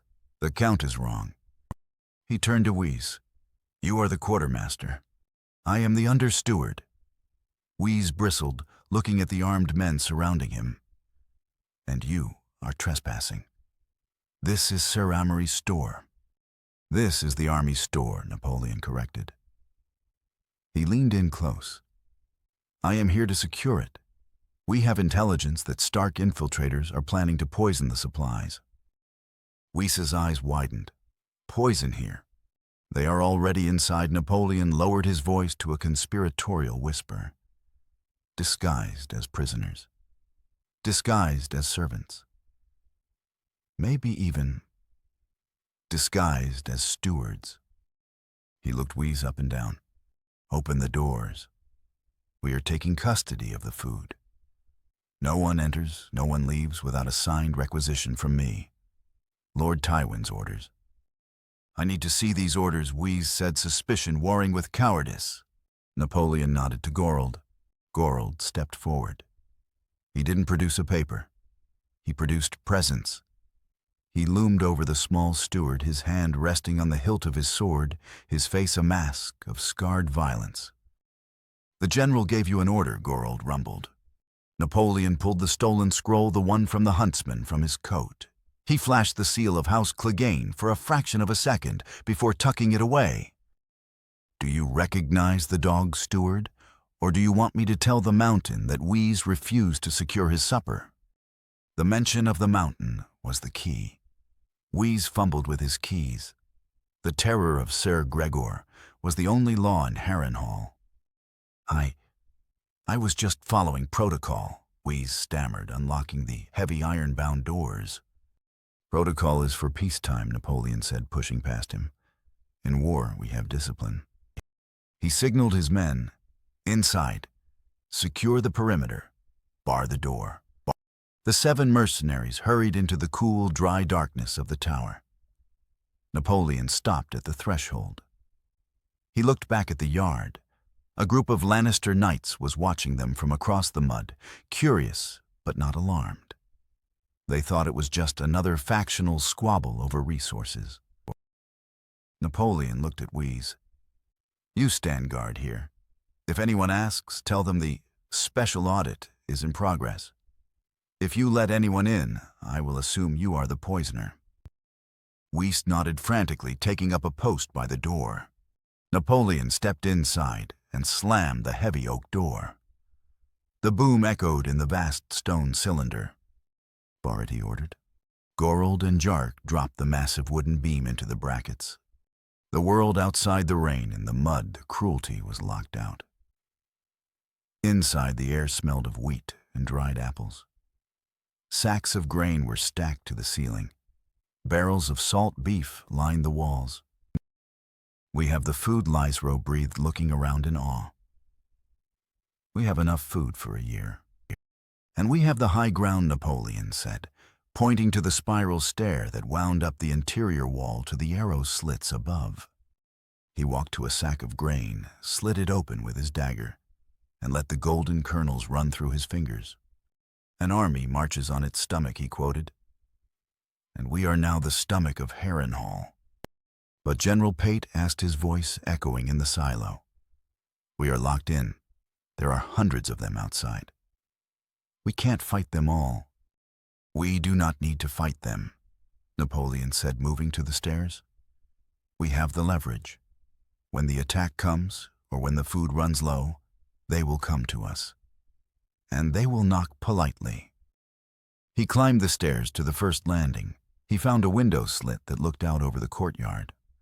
He took out his spyglass. The view was commanding. He could see the flowstone yard, the armory, and the bear pit where men were screaming for entertainment. He could see the inefficiency of the guard rotations. He could see the vulnerability of the walls. But then he saw something else. To the south beyond the walls, the King's Road was churning with mud. A column was approaching, not a patrol, a host. He saw the banner first. It was not the direwolf of Stark. It was not the trout of Tully. It was yellow, with 3 black dogs running on it. Napoleon froze. The mountain, he whispered. He's coming back, Lysro asked from below, hearing the tone in his commander's voice. He is here, Napoleon said. He watched the massive figure at the head of the column, a rider so large, he made his heavy war horse look like a pony. Sir Gregor Clegane, the man who was less man than Avalanche. The column rode through the main gates. The guards who had let Napoleon in were scrambling to get out of the way. Sir Gregor did not stop to speak to them. He rode straight into the yard. He looked around his helmet, turning slowly like a turret. He was looking for something. He was looking for his huntsman. He was looking for his dogs. A rider rode up to the mountain. He pointed, not at the gate, but at the granary tower, at Wheeze, who was standing outside. Napoleon watched as the mountain rode toward the tower. "Gentlemen." Napoleon called down to his men. His voice was calm, but it vibrated with a frequency that made them grab their weapons. "The inspection is over. The negotiation is about to begin." "Is it the Starks?" Gorold asked. "Worse," Napoleon said, checking the prime on his pistol. "It is the landlord." He watched Wheeze cower as the mountain loomed over him. He couldn't hear the words, but he saw Wheeze point a trembling finger at the barred door of the tower. Sir Gregor looked up. Even from this distance, Napoleon felt the weight of that stare. It was a black hole of violence. The mountain drew his great sword, a 6-foot blade of dark steel. He waved his hand. His men, 50 of them hard-bitten veterans, began to surround the tower. Napoleon stepped away from the window. "Pate, the slate." "Yes, General." "Write this down. The garrison is hostile. The commander is present. We are surrounded. Situation excellent." He looked at the sacks of flour. "Lacerow. Open 3 sacks. Dump them on the floor near the door." "Flour why?" "Dust," Napoleon said, his eyes gleaming with a terrifying intelligence. "If they try to burn the door, we will give them a dust explosion that will crack this tower in half. We do not need powder to make a bomb. We just need chemistry." Bang, bang, bang. A fist like a battering ram pounded on the door below. "Open," a voice roared. It sounded like stones grinding together. "Open, or I will pull the tower down." Napoleon straightened his coat. He walked to the arrow slit directly above the door. "Pate," he said, "do you know the High Valyrian word for parley?" No. Just the common tongue." "Good," Napoleon said, "because I have no intention of speaking their language." He leaned out of the window. "Monsieur Clegane Napoleon," shouted his voice, projecting with the practiced volume of a man who had addressed 40,000 troops at the pyramids. The pounding stopped. The giant looked up. "I am General Napoleon Bonaparte," he announced, "and I have requisitioned this tower in the name of order. If you wish to enter, you will wipe your feet." Silence stretched across the yard. The sheer absurdity of the statement stunned the Lannister men. Then the mountain laughed. It was a wet, ugly sound. "Break it down," Gregor ordered his men, "and bring me his head. I'm hungry." Napoleon stepped back. "They are coming," he said to his 7 men. "Gorold, the door is the choke point. Pate, the flour. Liserow, the match." He drew his sword. It was a small, curved thing compared to the steel outside, but he held it with absolute certainty. "They have the numbers," Napoleon said. "But we have the grain, and we have the science. Let them come." The battering ram was a crude instrument, a stripped pine trunk capped with iron, swung by 8 men with arms like tree roots. It slammed into the oak door of the granary tower with a rhythm that shook the stones in the mortar. Boom, boom, boom. Inside, the air was already white. Napoleon stood on the first landing of the spiral staircase, a handkerchief pressed over his nose and mouth. He watched the door below. It was bowing inward with every strike. Splinters flew like shrapnel. The heavy wooden bar was groaning a dry, cracking sound that signaled imminent failure. "The mix is too thin," Napoleon murmured, his voice muffled. "Gorold, shake the sacks, more elevation." Gorold and Jark stood on the rafters above the door, holding open sacks of fine white flour. They were covered in it, looking like ghosts. At Napoleon's command, they shook the sacks violently. A thick, choking cloud of particulate matter drifted down, filling the vestibule, swirling in the draft, coming from the arrow slits. "It's just flour." General Jark coughed, his eyes watering. "We're baking them a cake." "We are changing the state of matter," Napoleon replied, checking the pistol in his hand. He had removed the ball. It was loaded only with a heavy charge of powder and a wad of paper. A blank. A spark generator. Boom! The upper hinge of the door snapped. A wedge of gray light pierced the gloom. Through the crack, the roar of the mountain could be heard. "Heave smashed the rats." "Ready," Napoleon whispered.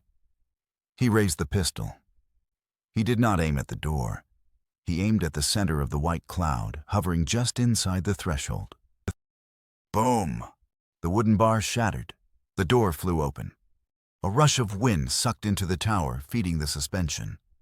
The flowers swirled violently, mixing with the oxygen. In the doorway, a wall of Lannister soldiers surged forward, shields raised, swords drawn, screaming for blood. Behind them, the massive shadow of Gregor Clegane loomed, blocking out the rain. "Now," Napoleon said. He pulled the trigger. The hammer struck the flint. The spark jumped. The powder in the pan flashed. It did not sound like a gunshot. It sounded like the sky tearing apart. The spark ignited the flour particles closest to the muzzle. The flame propagated instantly through the suspended dust cloud. The physics of the thermobaric reaction took over. The air inside the vestibule expanded at supersonic speed. Boom! A fireball of orange and yellow fury erupted outward through the open door. It was a dragon's breath of baking supplies. The pressure wave hit the charging soldiers like a physical hammer. Men were lifted off their feet and thrown backward into the mud of the flowstone yard. Shields were scorched. Eyebrows were singed off. The battering ram was dropped as the crew was flattened by the concussive blast.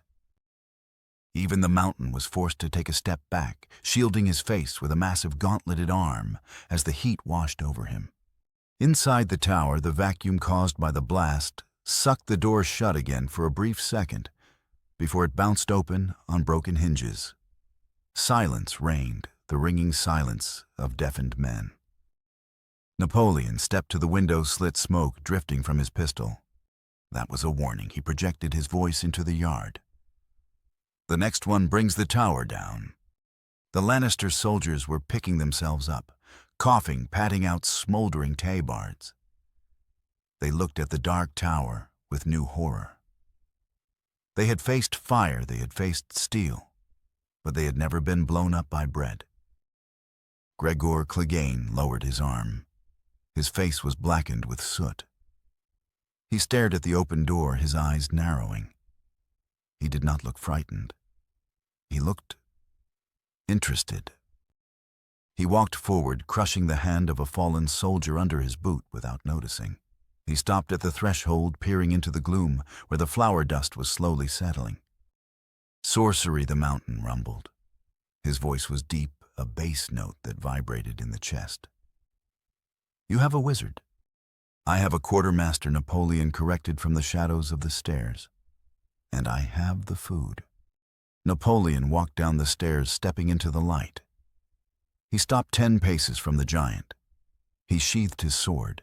He stood with his hands clasped behind his back, looking up, way up at the monster who terrified a kingdom. "Kill me," Napoleon said calmly, "and you lose the winter stores. I have rigged the support pillars. One spark and this entire silo collapses into the cellar. The grain will rot. The meat will spoil. Your army will starve before the snow falls." It was a bluff. The rigging was done. The flour was spent. But the mountain didn't know that. He had just seen the dragon's breath. Gregor stared at the small man. He twitched his sword hand. The impulse to kill was visible, a vein throbbing in his temple. "I can eat the prisoners," Gregor said. "And who will fight for you when the Starks arrive?" Napoleon countered. "Cannibals do not win wars. Logistics win wars. You have 300 men here. You have 2,000 coming. You have no inventory system. Your supply lines are stretched. You are eating seed corn. Napoleon took a step closer, entering the kill zone. I can organize this mess. I can ration the supplies. I can double the efficiency of your garrison. I do not ask for mercy. I offer a contract. Gregor tilted his head. A contract. I keep the tower. I keep the food. I issue rations daily per man per horse. No waste, no theft. In exchange, you leave my men alone. We are a separate unit, attached but autonomous. The mountain looked at the tower. He looked at the scorched soldiers moaning in the mud. He looked at the rain falling on the empty yard. He was a creature of violence, not administration. He hated counting. He hated rationing. He grinned, revealing teeth like tombstones. If the food runs out, Gregor whispered, I start with you. I will peel you like an apple. If the food runs out, Napoleon replied, I will be the first to hand you a knife. Gregor sheathed his greatsword. The metal shrieked.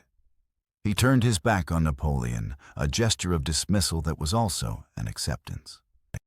Clean up this mess, Gregor barked to his men, and get me a chicken, a whole one. He marched away the ground, shaking with his steps. Napoleon let out a breath he didn't know he was holding. His knees felt like water, but he locked them tight. He turned to his men. They were staring at him as if he were a god. Close the door, Napoleon ordered. Prop it up with the grain sacks. Pot, start the inventory. I want to know exactly how many calories we have. Night fell over Harrenhal, turning the fortress into a silhouette of jagged teeth against the moon. The rain had stopped, replaced by a cold wind that whistled through the ruins. Inside the granary tower, the atmosphere had shifted. It was no longer a siege. It was a headquarters. Lanterns hung from the beams, casting a warm, golden light over the mountains of sacks. The smell of flour and dust was still heavy, but now it smelled of safety. Gorold sat on a barrel, sharpening his mace. He looked at the bandage on his ribs. We're alive, he muttered, still seemingly unable to believe it. We faced the mountain, and we're alive. We are employed, Lisro corrected, looking over a ledger Pot was writing. We are the official quartermasters of Harrenhal. It's a promotion.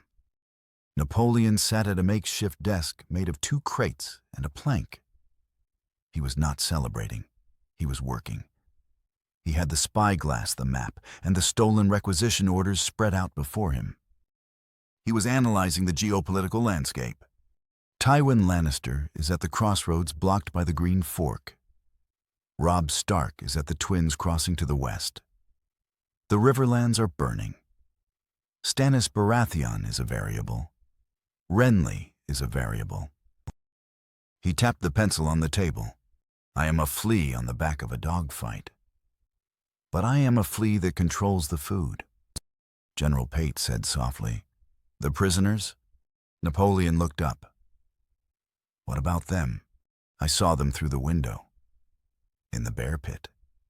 There are hundreds. Northmen. Rivermen.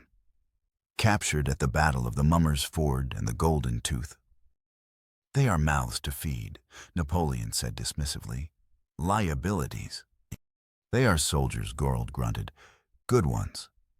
I saw a Glover among them, and a Karstark, men who know how to fight. Napoleon stopped tapping. He stood up and walked to the arrow slit. He looked down into the bear pit.